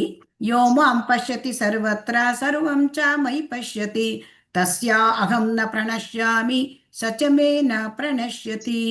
ಯಾರು ನನ್ನನ್ನು ಎಲ್ಲೆಲ್ಲಿಯೂ ಕಾಣುತ್ತಾನೋ ಮತ್ತು ನನ್ನಲ್ಲಿ ಎಲ್ಲವನ್ನು ಕಾಣುತ್ತಾನೆಯೋ ಅವನು ನನ್ನನ್ನು ಯಾವಾಗಲೂ ಕಳೆದುಕೊಳ್ಳುವುದಿಲ್ಲ, ನಾನು ಅವನನ್ನು ಯಾವಾಗಲೂ ಕಳೆದುಕೊಳ್ಳುವುದಿಲ್ಲ. ಅಂದ್ರೆ ಕೃಷ್ಣನನ್ನ ಎಲ್ಲೆಲ್ಲೂ ಕಾಣ್ತಾನೆ ಯಾರು? ಶುದ್ಧ ಭಕ್ತ. ಅದೇ ಈ ಒಂದು ಈಶೋಪನಿಷತ್ತಿನಲ್ಲೂ ಕೂಡ ಇದೆ. ಉಪನಿಷತ್ತಲ್ಲಿ ಇರೋದೇ ಭಗವದ್ಗೀತೆಯಲ್ಲಿ ಇದೇ ಭಗವದ್ಗೀತೆಯಲ್ಲಿ ಇರೋದೇ ಶ್ರೀಮದ್ ಭಾಗವತಮಲ್ಲೂ ಕೂಡ ಇದೆ. ಇದಕ್ಕೆ ಮಂತ್ರಕ್ಕೆ ಸಮಾನವಾದ ಅರ್ಥ. ಸರ್ವಭೂತೇಷು ಯಃ ಪಶ್ಯೇತ್ ಭಗವದ್ಭಾವಮಾತ್ಮನಃ ಭೂತಾನಿ ಭಗವತಿ ಆತ್ಮನ್ ಏಷಾ ಭಾಗವತೋತ್ತಮಃ. ಇದೆಲ್ಲಿ ಬಂದಿದೆ? ಭಾಗವತಮಲ್ಲಿ ಬಂದಿದೆ. ಈಗ ಹಾಗಾಗಿ ನಮಗೆ ಗೊತ್ತಾಯ್ತು, ಈಶೋಪನಿಷತ್ತಿನಲ್ಲಿ, ಉಪನಿಷತ್ತಿನಲ್ಲಿ ಏನಿದೆ, ಭಗವದ್ಗೀತೆಯಲ್ಲಿ ಏನಿದೆ ಹೇಳಿದೆ. ಭಗವದ್ಗೀತೆಯಲ್ಲಿ ಏನ್ ಹೇಳಿದೆ? ಭಾಗವತಮಲ್ಲಿ ಹೇಳಿದೆ. ಸೊ ಹಾಗಾಗಿ ಎಲ್ಲವೂ ಕೂಡ ಇಲ್ಲಿ ಶ್ರೀಲ ಪ್ರಭುಪಾದರು ಹೇಳಿದ್ದಾರೆ. ಸೊ ಹಾಗಾಗಿ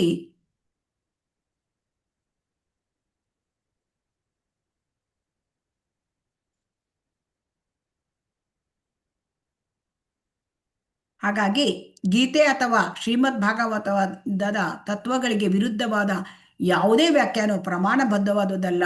ಉಪನಿಷತ್ತುಗಳು, ವೇದಗಳು, ಭಗವದ್ಗೀತೆ ಮತ್ತು ಶ್ರೀಮದ್ ಭಾಗವತಗಳ ನಡುವೆ ಸಂಪೂರ್ಣವಾದ ಹೊಂದಾಣಿಕೆ ಇದೆ. ಅದೇ ತರಹ ಬರ್ತದೆ. ಈಗ ವೇದಗಳು, ಆ ವೇದಗಳ ವೇದಾಂತ ಅಂದ್ರೆ ವೇದಗಳ ಅಂತ್ಯದಲ್ಲಿ ವೇದಾಂತ ಸೂತ್ರಗಳನ್ನು ವೇದವ್ಯಾಸರು ಸಂಕಲಿಸಿದರು. ವೇದವ್ಯಾಸರು ಏನ್ ಮಾಡಿದ್ರು? ವೇದಗಳು ಮೊದಲು ಒಂದೇ ಇತ್ತು ವೇದ, ಅದನ್ನ 4 ವಿಭಾಗಗಳನ್ನಾಗಿ ಮಾಡಿದರು. ಆಮೇಲೆ ವೇದಗಳ ಅಂತ್ಯದಲ್ಲಿ ವೇದಾಂತ ಸೂತ್ರವನ್ನು ಸಂಕಲಿಸಿದರು. ಆಮೇಲೆ ವೇದಾಂತ ಸೂತ್ರ ಸಂಕಲಿಸಿದ ಮೇಲೆ ಉಪನಿಷತ್ತುಗಳನ್ನು ಬರೆದರು. ಉಪನಿಷತ್ತುಗಳಲ್ಲಿ ಆಮೇಲೆ ಭಗವದ್ಗೀತೆ, ಅದು ಮಹಾಭಾರತ ರಾಮಾಯಣ ಬರೆದರು. ಆಮೇಲೆ 18 ಪುರಾಣಗಳು ಬರೆದರು. ಶ್ರೀಮದ್ ಭಾಗವತ ಅದು ಅಮಲ ಪುರಾಣ. ಸೊ ಇಲ್ಲಿ ಭಗವದ್ಗೀತೆ ಶ್ರೀಮದ್ ಭಾಗವತದಲ್ಲಿ ಬರುತ್ತೆ, ಗೀತೋಪನಿಷತ್ತು ಕೂಡ ಅಂತ ಕರೀತಾರೆ. ಸೊ ಹಾಗಾಗಿ ಇವು ಎಲ್ಲವೂ ಕೂಡ ಒಂದಕ್ಕೊಂದು ಹೊಂದಾಣಿಕೆ ಇದೆ. ಯಾವುದು ವೇದದಲ್ಲಿ ಹೇಳಿದೆ ಅದು ವೇದಾಂತ ಸೂತ್ರದಲ್ಲಿದೆ, ಮತ್ತೆ ಉಪನಿಷತ್ತುಗಳಲ್ಲಿದೆ. ಅದೇ ಭಗವದ್ಗೀತೆಯಲ್ಲಿಯೂ ಶ್ರೀಮದ್ ಭಾಗವತದಲ್ಲೂ ಅದೇ ಇದೆ. ಶ್ರೀಮದ್ ಭಗವದ್ಗೀತೆಯಲ್ಲಿ ಏನಾಗುತ್ತೆ ಅಂತಂದ್ರೆ, ವೇದಗಳನ್ನ ಈಗ ನಮ್ಮ ಇಲ್ಲಿ ಈಗ ನಮಗೆ ಕಲಿಯುಗದಲ್ಲಿ ವೇದಗಳನ್ನು ಓದೋದು, ವೇದಾಂತಗಳನ್ನು ಓದೋದು ಕಷ್ಟ ಅಲ್ವಾ? ಉಪನಿಷತ್ತುಗಳನ್ನು ಅರ್ಥ ಮಾಡ್ಕೊಳ್ಳೋದು. ಹರೇ ಕೃಷ್ಣ. ಹೌದು ಮಾತಾಜಿ. ಅದಕ್ಕೆ ಶ್ರೀಮದ್ ಭಗವದ್ಗೀತೆ ವೇದಗಳ ಉಪನಿಷತ್ತುಗಳ ಸಾರ ಅಲ್ವಾ? ಇದನ್ನ ಭಗವಂತ ಅದನ್ನ ಹೇಳಿದ್ದಾನೆ ಅಲ್ವಾ? ಈ ಭಗವದ್ಗೀತೆ ಹೇಳೋದು ಎಲ್ಲದರ ಸಾರ. ಅದು ಸರ್ವೋಪನಿಷದೋ ಗಾವೋ ದೋಗ್ಧ ಗೋಪಾಲ ನಂದನ, ಇದನ್ನ ಹೇಳಿದ್ದಾರೆ ಅಲ್ವಾ? ಹರೇ ಕೃಷ್ಣ. ಹೌದು ಮಾತಾಜಿ. ಸರ್ವೋಪನಿಷದೋ ಗಾವೋ ದೋಗ್ಧ ಗೋಪಾಲ ನಂದನ ವತ್ಸಃ ಸುಧೀರ್ಭೋಕ್ತ ದುಗ್ಧಂ ಗೀತಾಮೃತಂ ಮಹತ್. ಸೊ ಭಗವದ್ಗೀತೆ ಅದು ಗೀತೋಪನಿಷತ್ತು ಎಲ್ಲ ವೇದಗಳ ಎಲ್ಲ ಉಪನಿಷತ್ತುಗಳ ಅದು ಸಾರ ರೂಪವಾಗಿ ಭಗವಂತ ನಮ್ಗೆ ಕೊಟ್ಟಿದ್ದಾನೆ. ನಮ್ಗೆ ಅಷ್ಟೆಲ್ಲ ಓದ್ಲಿಕ್ಕಾಗಲ್ಲ ಕಲಿಯುಗ. ಮತ್ತೆ ಇಲ್ಲಿ ನಮಗೆ ನಾವು ಮೂಢರು, ಅತಿ ಮೂಢರು, ನಮಗೆ ಕಳವಳ, ಸಮಯ ಕೂಡ ಬರೀ 100 ವರ್ಷ ಆಯುಸ್ಸು, 100 ವರ್ಷದಲ್ಲಿಯೂ ಕೂಡ ಹೆಚ್ಚಿನ ಜನ ಅಷ್ಟೆಲ್ಲ ವಯಸ್ಸು ಬದುಕೋದಿಲ್ಲ. ಸೊ ಹಾಗಾಗಿ ಭಗವಂತ ನಮಗೆ ಭಗವದ್ಗೀತೆ ಕೊಟ್ಟ. ಶ್ರೀಮದ್ ಭಾಗವತಂ ಅಂತಂದ್ರೆ ವೇದಾಂತ ಸೂತ್ರಕ್ಕೆ ಬರದ ಅದು ವ್ಯಾಖ್ಯಾನ. ಶ್ರೀಮದ್ ಭಗವದ್ಗೀತೆ ಅದು ಸಣ್ಣ ಅಂದ್ರೆ ಅದು ಇದು ಏನು ಅಂತಂದ್ರೆ ಎಲಿಮೆಂಟರಿ ನಾಲೆಜ್ ಅಂತ ತಿಳ್ಕೊಂಡ್ರೆ, ಭಾಗವತಂ ಅದು ಅದಕ್ಕೆ ವಿಸ್ತಾರವಾಗಿ ಅದನ್ನ ಬರೆದಿದ್ದಾರೆ. ಶ್ರೀಮದ್ ಭಗವದ್ಗೀತೆಯಲ್ಲಿ ಏನು ಬಂದಿದೆ ಅದನ್ನ ಹರೇ ಕೃಷ್ಣ.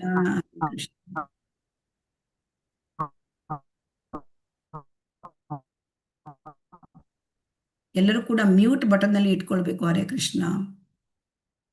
ಸೊ ಹಾಗಾಗಿ ಶ್ರೀಮದ್ ಭಗವದ್ಗೀತೆಯಲ್ಲಿ ಏನು ಹೇಳಿದ್ದಾರೆ ಅದನ್ನ ವಿಸ್ತಾರವಾಗಿ ಮತ್ತೆ ಅದಕ್ಕೆ ಉದಾಹರಣೆಗಳೊಂದಿಗೆ ಶ್ರೀಮದ್ ಭಾಗವತದಲ್ಲಿ ಇದೆ.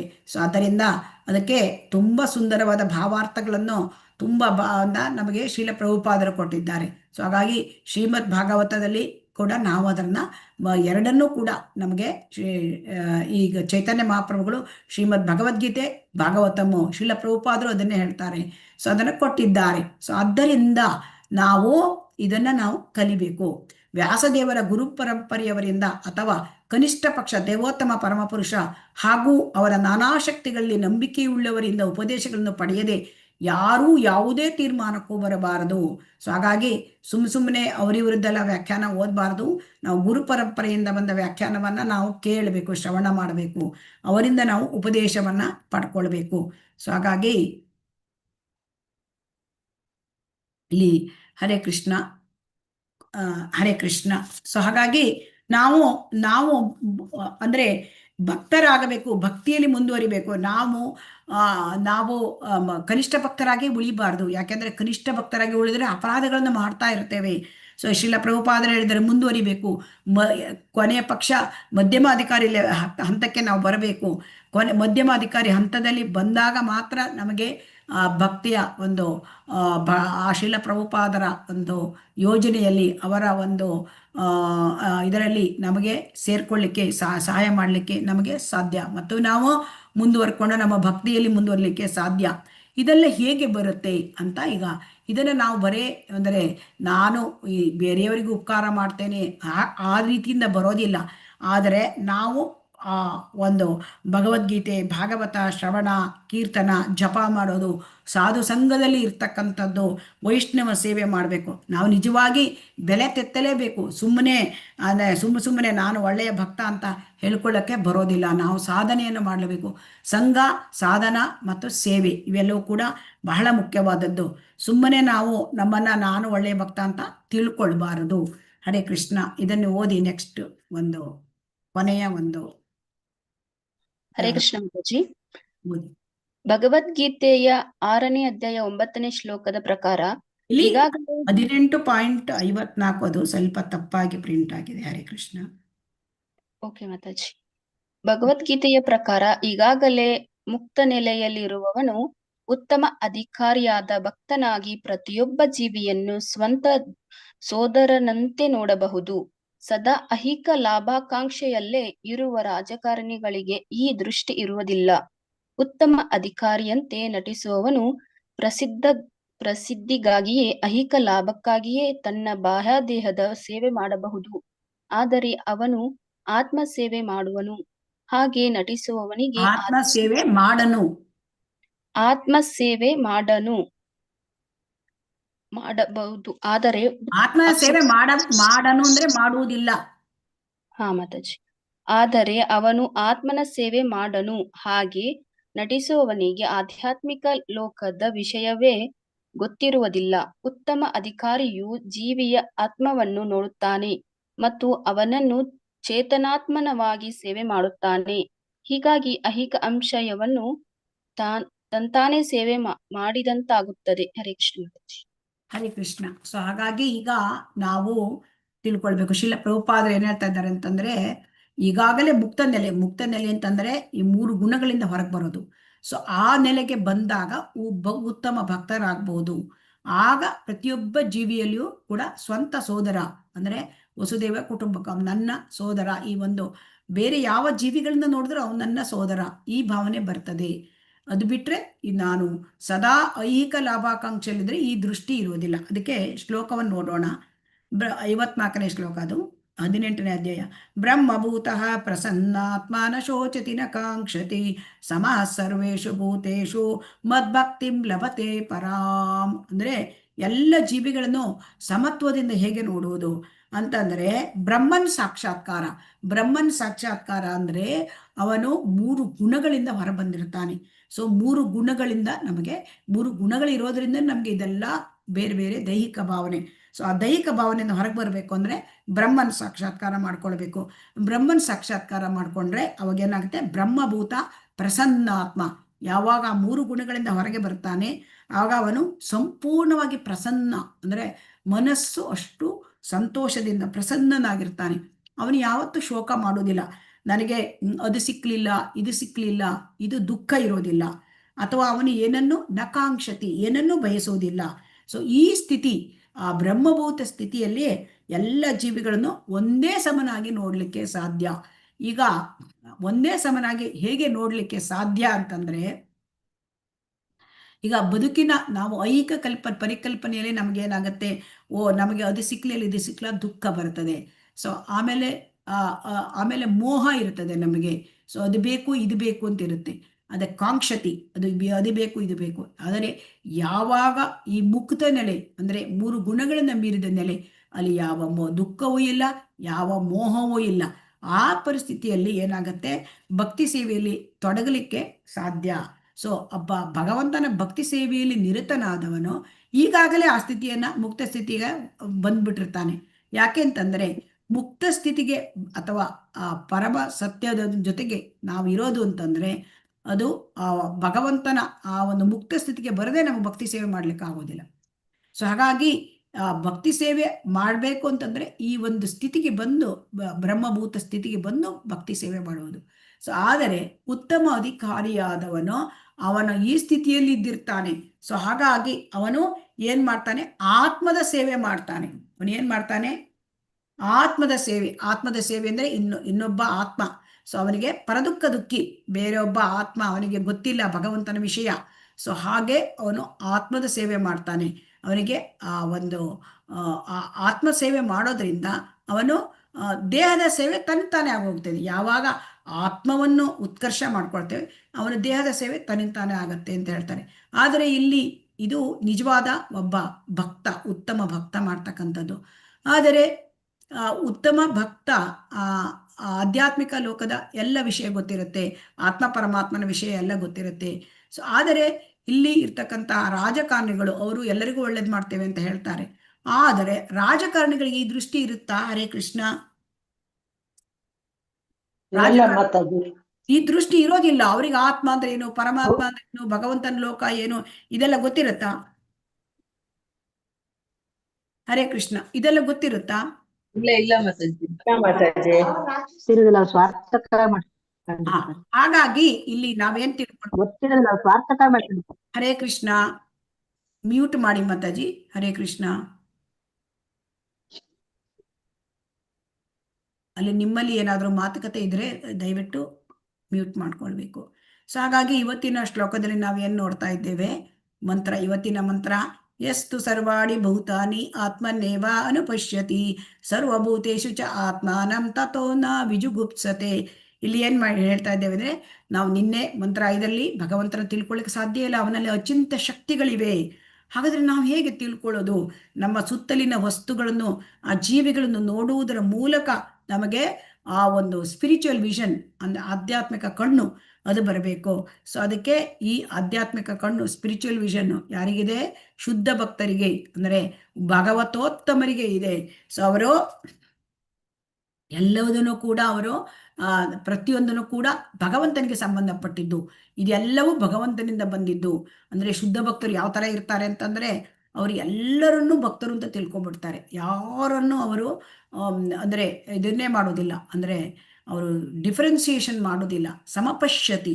ಸೊ ಈ ಥರ ಹಂತದಲ್ಲಿ ಏನಾಗುತ್ತೆ ಅಂತಂದರೆ, ಅವರು ಭಗವಂತನನ್ನು ಎಲ್ಲರಲ್ಲಿಯೂ ಕಾಣ್ತಾರೆ, ಮತ್ತೆ ಎಲ್ಲೆಲ್ಲಿಯೂ ಭಗವಂತನನ್ನೇ ಕಾಣ್ತಾರೆ. ಸೊ ಹಾಗಾಗಿ ಎಲ್ಲದರಲ್ಲೂ ಭಗವಂತನೇ ಕಾಣ್ತಾರೆ, ಎಲ್ಲ ಜೀವಿಗಳಲ್ಲಿಯೂ ಅವನನ್ನು ಕಾಣ್ತಾರೆ. ಮತ್ತು ಅಂದಿದ್ದಾಗ ಅವರು ಯಾರನ್ನು ಕೂಡ ದ್ವೇಷ ಮಾಡೋದಿಲ್ಲ. ಯಾರನ್ನು ದ್ವೇಷ ಮಾಡೋದಿಲ್ಲ ಅಂದರೆ ಅವರು ಕೃಷ್ಣ ಪ್ರೇಮದಲ್ಲಿ ಇದ್ದಾರೆ. ಸೊ ಹಾಗಾಗಿ ನಮಗೆ ಇದು ಮಹಾಭಾಗವತ. ಈ ಮಹಾಭಾಗವತನ ಹಂತಕ್ಕೆ ಹೋಗ್ಬೇಕಾದ್ರೆ ಅದು ಕೊನೆಯ ಹಂತ. ಸೊ ಕನಿಷ್ಠ ಅಧಿಕಾರಿಗಳು ಅಂದರೆ ಆರಂಭಿಕ ಭಕ್ತರು. ಆರಂಭಿಕ ಭಕ್ತರಿಗೆ ಅವರಿಗೆ ದೇವಸ್ಥಾನದಲ್ಲಿ ವಿಗ್ರಹ ಆರಾಧನೆ ಮಾಡ್ತಾರೆ, ಆದರೆ ಅಲ್ಲಿ ಮಾತ್ರ ದೇವರಿದ್ದಾನೆ, ಬೇರೆ ಕಡೆ ದೇವರಿಲ್ಲ. ದೇವರಿದ್ದಾನೆ ಈ ಭಾವನೆ ಗೊತ್ತಿರೋದಿಲ್ಲ. ಮತ್ತೆ ಅವರಿಗೆ ಯಾರು ಉತ್ತಮ ಭಕ್ತರು, ಯಾರು ಮಧ್ಯಮ ಭಕ್ತರು, ಯಾರು ಉತ್ತಮ ಭಕ್ತರು ಇದು ಗೊತ್ತಿರೋದಿಲ್ಲ. ಯಾಕಂದ್ರೆ ಅವರು ತಮ್ಮ ಸೇವೆಯನ್ನೇ ಉತ್ತಮ ಅಂತ ತಿಳ್ಕೊಂಡ್ಬಿಟ್ಟಿರ್ತಾರೆ. ಸೊ ಅವರು ಇನ್ನೂ ಐಹಿಕ ಒಂದು ಭಾವನೆಯಿಂದ ಹೊರಗೆ ಬಂದು ಆಧ್ಯಾತ್ಮಿಕ ಹಂತ ಇನ್ನೂ ಮುಟ್ಲಿಕ್ಕೆ ತಲುಪಲಿಕ್ಕೆ ಇದ್ದಾರೆ ಅಷ್ಟೇ. ಸೊ ಅವರು ಪ್ರೀಚಿಂಗ್ ಮಾಡಲಿಕ್ಕೆ ಆಗೋದಿಲ್ಲ, ಯಾಕೆಂದರೆ ಅವರಿಗೆ ಸಾರ ಗೊತ್ತಿರೋದಿಲ್ಲ, ಸಿದ್ಧಾಂತ ಗೊತ್ತಿರೋದಿಲ್ಲ, ಆಮೇಲೆ ಅವರಿಗೆ ಯಾವುದೇ ಒಂದು ಶಾಸ್ತ್ರದ ಜ್ಞಾನ, ಉತ್ತಮ ಜ್ಞಾನ ಇರೋದಿಲ್ಲ. ಸೊ ಹಾಗಾಗಿ ಕನಿಷ್ಠ ಅಧಿಕಾರಿಗಳಿಗೆ ಉಳಿಬಾರ್ದು. ಶ್ರೀಲ ಪ್ರಭುಪಾದರು ಹೇಳ್ತಾರೆ, ಕನಿಷ್ಠ ಅಧಿಕಾರಿಗೆ ಉಳಿದ್ರೆ ಅಪರಾಧವನ್ನು ಮಾಡಿಬಿಡ್ತೀರಿ. ಸೊ ಹಾಗಾಗಿ ನೀವು ಕನಿಷ್ಠ ಅಂದರೆ ನೀವು ಮಧ್ಯಮ ಹಂತಕ್ಕಾದರೂ ಬರಬೇಕು.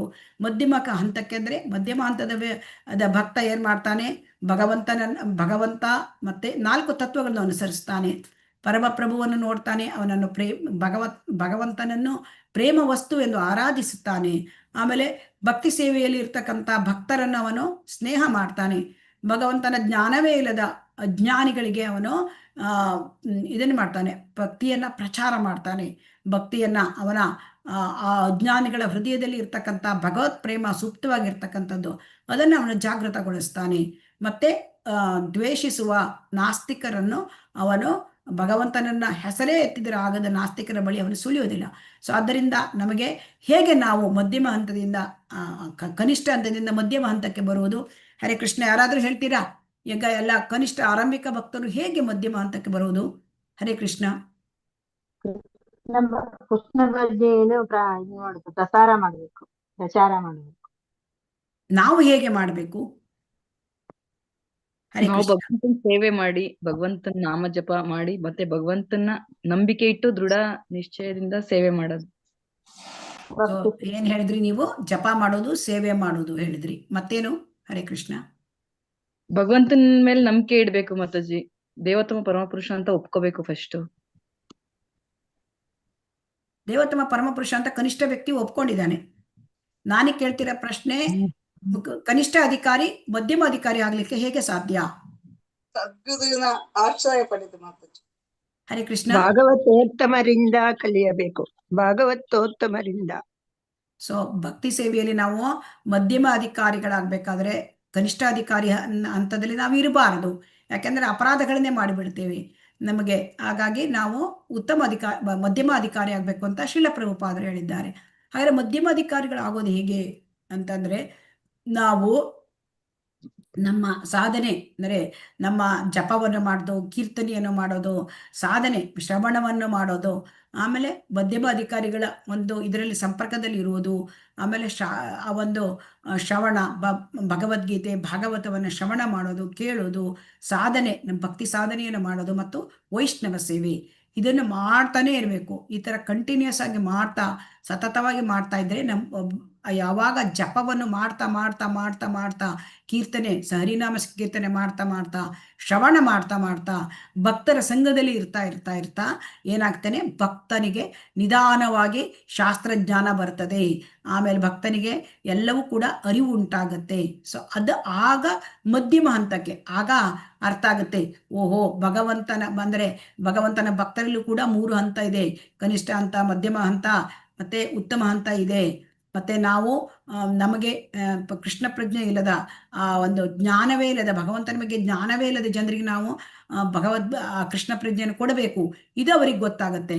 ಮತ್ತೆ ನಾಸ್ತಿಕರ ಸಂಬಂಧ ನಾವು ಇಟ್ಕೋಬಾರ್ದು, ಅವರಿಂದ ದೂರ ಇರಬೇಕು, ಇದು ಗೊತ್ತಾಗುತ್ತೆ. ಆಗ ಮಧ್ಯಮ ಭಕ್ತ ಆಗ್ತಾರೆ. ಸೊ ಮಧ್ಯಮ ಭಕ್ತದಲ್ಲಿ ಏನು, ಮಧ್ಯಮ ಭಕ್ತದಲ್ಲಿ ಅವನು ಭಕ್ತರ ಸಂಘದಲ್ಲಿ ಇರ್ತಾನೆ, ಭಗವಂತನ ಆರಾಧನೆ ಮಾಡ್ತಾನೆ, ಮತ್ತೆ ಕೃಷ್ಣ ಪ್ರಜ್ಞೆಯನ್ನ ಅವನು ಹರಡುತ್ತಾನೆ, ಅವನು ಪ್ರೀಚ್ ಮಾಡ್ತಾನೆ. ಸೊ ಹಾಗಾಗಿ ಇದು ಬಹಳ ಮುಖ್ಯವಾದದ್ದು, ಅಂದರೆ ಈ ಒಂದು ಮಧ್ಯಮ ಹಂತ. ಆಮೇಲೆ ಉತ್ತಮ ಭಕ್ತರು ಬಹಳ ಕಡಿಮೆ. ಉತ್ತಮ ಸಾಕ್ಷಾತ್ಕಾರರು ಮಹಾಭಾಗವತರು. ಸೊ ಆ ಮಹಾಭಾಗವತರು ಅವರು ಯಾವಾಗಲೂ ಆ ಮಹಾಭಾಗವತ ಹಂತ ಅಂದರೆ ಯಾವಾಗಲೂ 24 ತಾಸು ಅವರು ಭಗವಂತನ ಸ್ಮರಣೆಯಲ್ಲಿ ಇರ್ತಾರೆ, ಭಗವಂತನ ಭಕ್ತಿ ಸೇವೆಯಲ್ಲಿಯೇ ಇರ್ತಾರೆ. ಅವರ ಒಂದು ಜಪ, ಸಾಧನೆ, ಶ್ರವಣ ಅದನ್ನು ಯಾವತ್ತೂ ಕೂಡ ಅವರು ಬಿಡುವುದೇ ಇಲ್ಲ. ಸೊ ಹಾಗಾಗಿ ಅವರಿಗೆ ಆ ಒಂದು ಮಧ್ಯಮ ಹಂತದಿಂದ ಉತ್ತಮ ಹಂತಕ್ಕೆ ಹೇಗೆ ಬರುತ್ತೆ, ಅವರ ಸಾಧನೆಯಿಂದನೇ ಬರುತ್ತೆ. ಮತ್ತೆ ಸಂಘ, ಈ 3 ಕೂಡ ಒಟ್ಟೊಟ್ಟಿಗೆ ಹೋಗ್ತಾ ಇರುತ್ತೆ. ಸಂಘ, ಸಾಧನೆ ಮತ್ತೆ ಒಂದು ಸೇವೆ.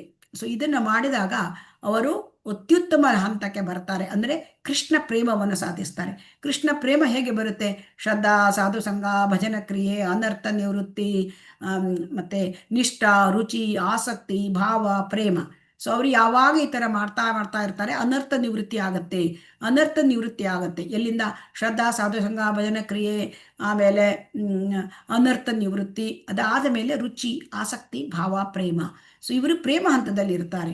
ಸೊ ಹಾಗಾಗಿ ಅವರಿಗೆ ಅನರ್ಥ ನಿವೃತ್ತಿ ಆದ ಮೇಲೆ ಭಗವಂತನೇ ರುಚಿಯನ್ನು ಕೊಡ್ತಾನೆ. ಅಂದ್ರೆ ಭಗವಂತನ ಆ ಒಂದು ಭಕ್ತಿ ಸೇವೆಯಲ್ಲಿ ರುಚಿ, ನಾಮದ ರುಚಿ, ಆಮೇಲೆ ಶ್ರವಣದ ರುಚಿ ಅದೆಲ್ಲ ಕೊಡ್ತಾನೆ. ಆಮೇಲೆ ಸೇವೆಯ ರುಚಿ. ಸೊ ಇದು ಕೊಟ್ಟಾಗ ಅವನು ನಿಧಾನವಾಗಿ ಭಕ್ತನಾದವನು. ಆಮೇಲೆ ಆಸಕ್ತಿಯನ್ನು ಕೂಡ ಭಗವಂತನೇ ಕೊಡ್ತಾನೆ. ರುಚಿ, ಆಸಕ್ತಿ, ಭಾವ ಎಲ್ಲ ಕೂಡ ಭಗವಂತನ ಅನುಗ್ರಹದಿಂದನೇ ಬರುತ್ತೆ. ಭಕ್ತ ಅದನ್ನು ಕಂಟಿನ್ಯೂ ಮಾಡ್ತಾ ಇರ್ತಾನೆ. ಮತ್ತೆ ಕೃಷ್ಣ ಪ್ರೇಮ ನಮ್ಮ ಒಂದು ಇದರಿಂದ ಬರೋದಲ್ಲ, ನಮ್ಮ ಒಂದು ಸಾಧನೆಯಿಂದ ಬರೋದಲ್ಲ, ಅದು ಭಗವಂತನ ಕರುಣೆ. ಸೊ ಯಾವಾಗ ಭಕ್ತ ಭಾವ ಹಂತದಲ್ಲಿದ್ದಾನೆ, ಭಗವಂತ ಅವನನ್ನು ಕೃಷ್ಣ ಪ್ರೇಮಕ್ಕೆ ಕೊಂಡ್ಕೊಂಡು ಹೋಗ್ತಾನೆ. ಅದರಿಂದ ಉತ್ತಮ ಭಕ್ತ ಅಧಿಕಾರಿ ಆ ಹಂತದಲ್ಲಿ ಇರ್ತಾನೆ, ಕೃಷ್ಣ ಪ್ರೇಮದಲ್ಲಿ ಇರ್ತಾನೆ. ಸೊ ಹಾಗಾಗಿ ಅವನಿಗೆ ಸಮದರ್ಶಿತ್ವ ಇರುತ್ತೆ. ಅವನು ಬ್ರಾಹ್ಮಣ, ಆನೆ ಅಥವಾ ಒಂದು ನಾಯಿ ಅಥವಾ ಒಂದು ಪಶು ಪಕ್ಷಿಗಳು ಎಲ್ಲರನ್ನು ಕೂಡ ಅವನು ನೋಡ್ತಾ ಇರ್ತಾನೆ. ಎಲ್ಲವೂ ಭಗವಂತನ ಒಂದು ಸೃಷ್ಟಿ ಅಂತ ಗೊತ್ತು.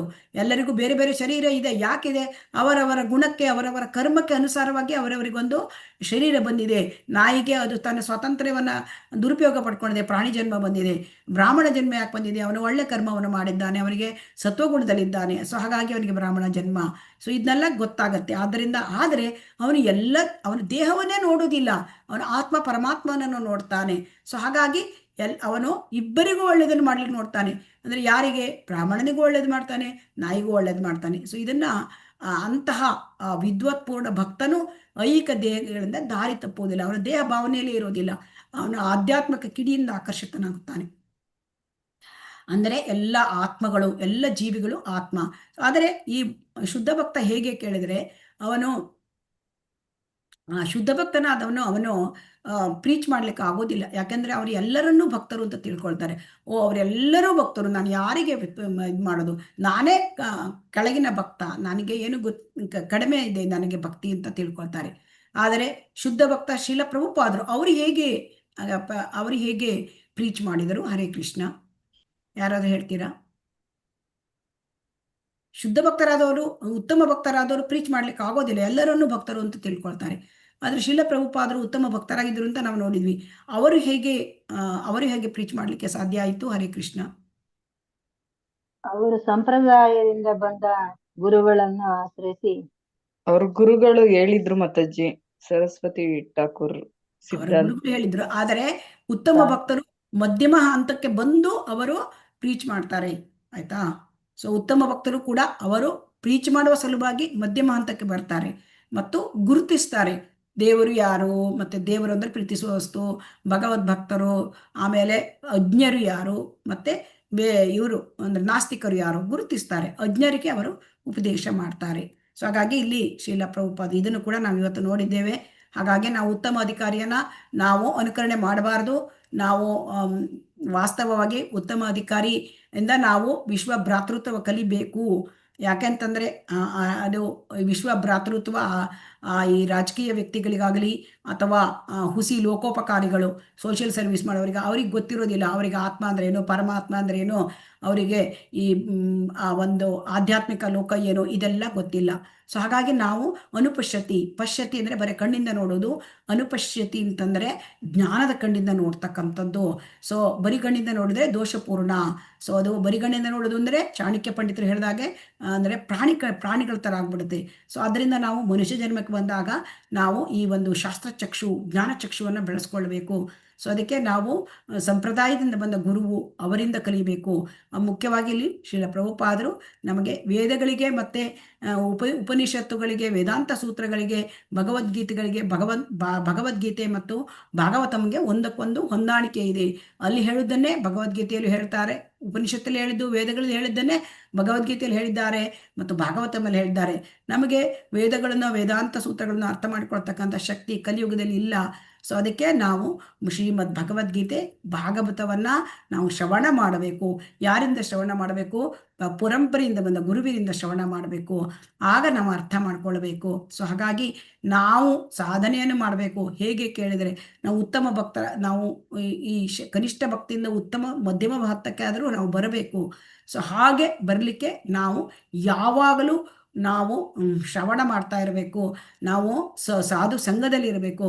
ನಾವು ಜಪ ಮಾಡ್ತಾ ಇರಬೇಕು. ನಮ್ಮ ಸಾಧನೆಯನ್ನು ಮಾಡ್ತಾ ಇರಬೇಕು. ಮತ್ತು ವೈಷ್ಣವ ಸೇವೆ, ಸೊ ಅದನ್ನ ಗುರುಕೃಷ್ಣರ ಸೇವೆಯನ್ನು ನಾವು ಮಾಡಬೇಕು. ವೈಷ್ಣವ ಸೇವೆ ಬಹಳ ಮುಖ್ಯವಾದದ್ದು. ಹರೇ ಕೃಷ್ಣ. ಸೊ ಇವತ್ತು ಇದೆ ಈ ಒಂದು 6ನೇ ಮಂತ್ರದಿಂದ ನಾವು ಇದನ್ನೆಲ್ಲ ಕಲ್ತ್ಕೊಂಡಿದ್ದೇವೆ. ಹರೇ ಕೃಷ್ಣ. ವಾಂಚಾ ಕಲ್ಪತರುಭ್ಯಶ್ಚ ಕೃಪಾ ಸಿಂಧುಭ್ಯ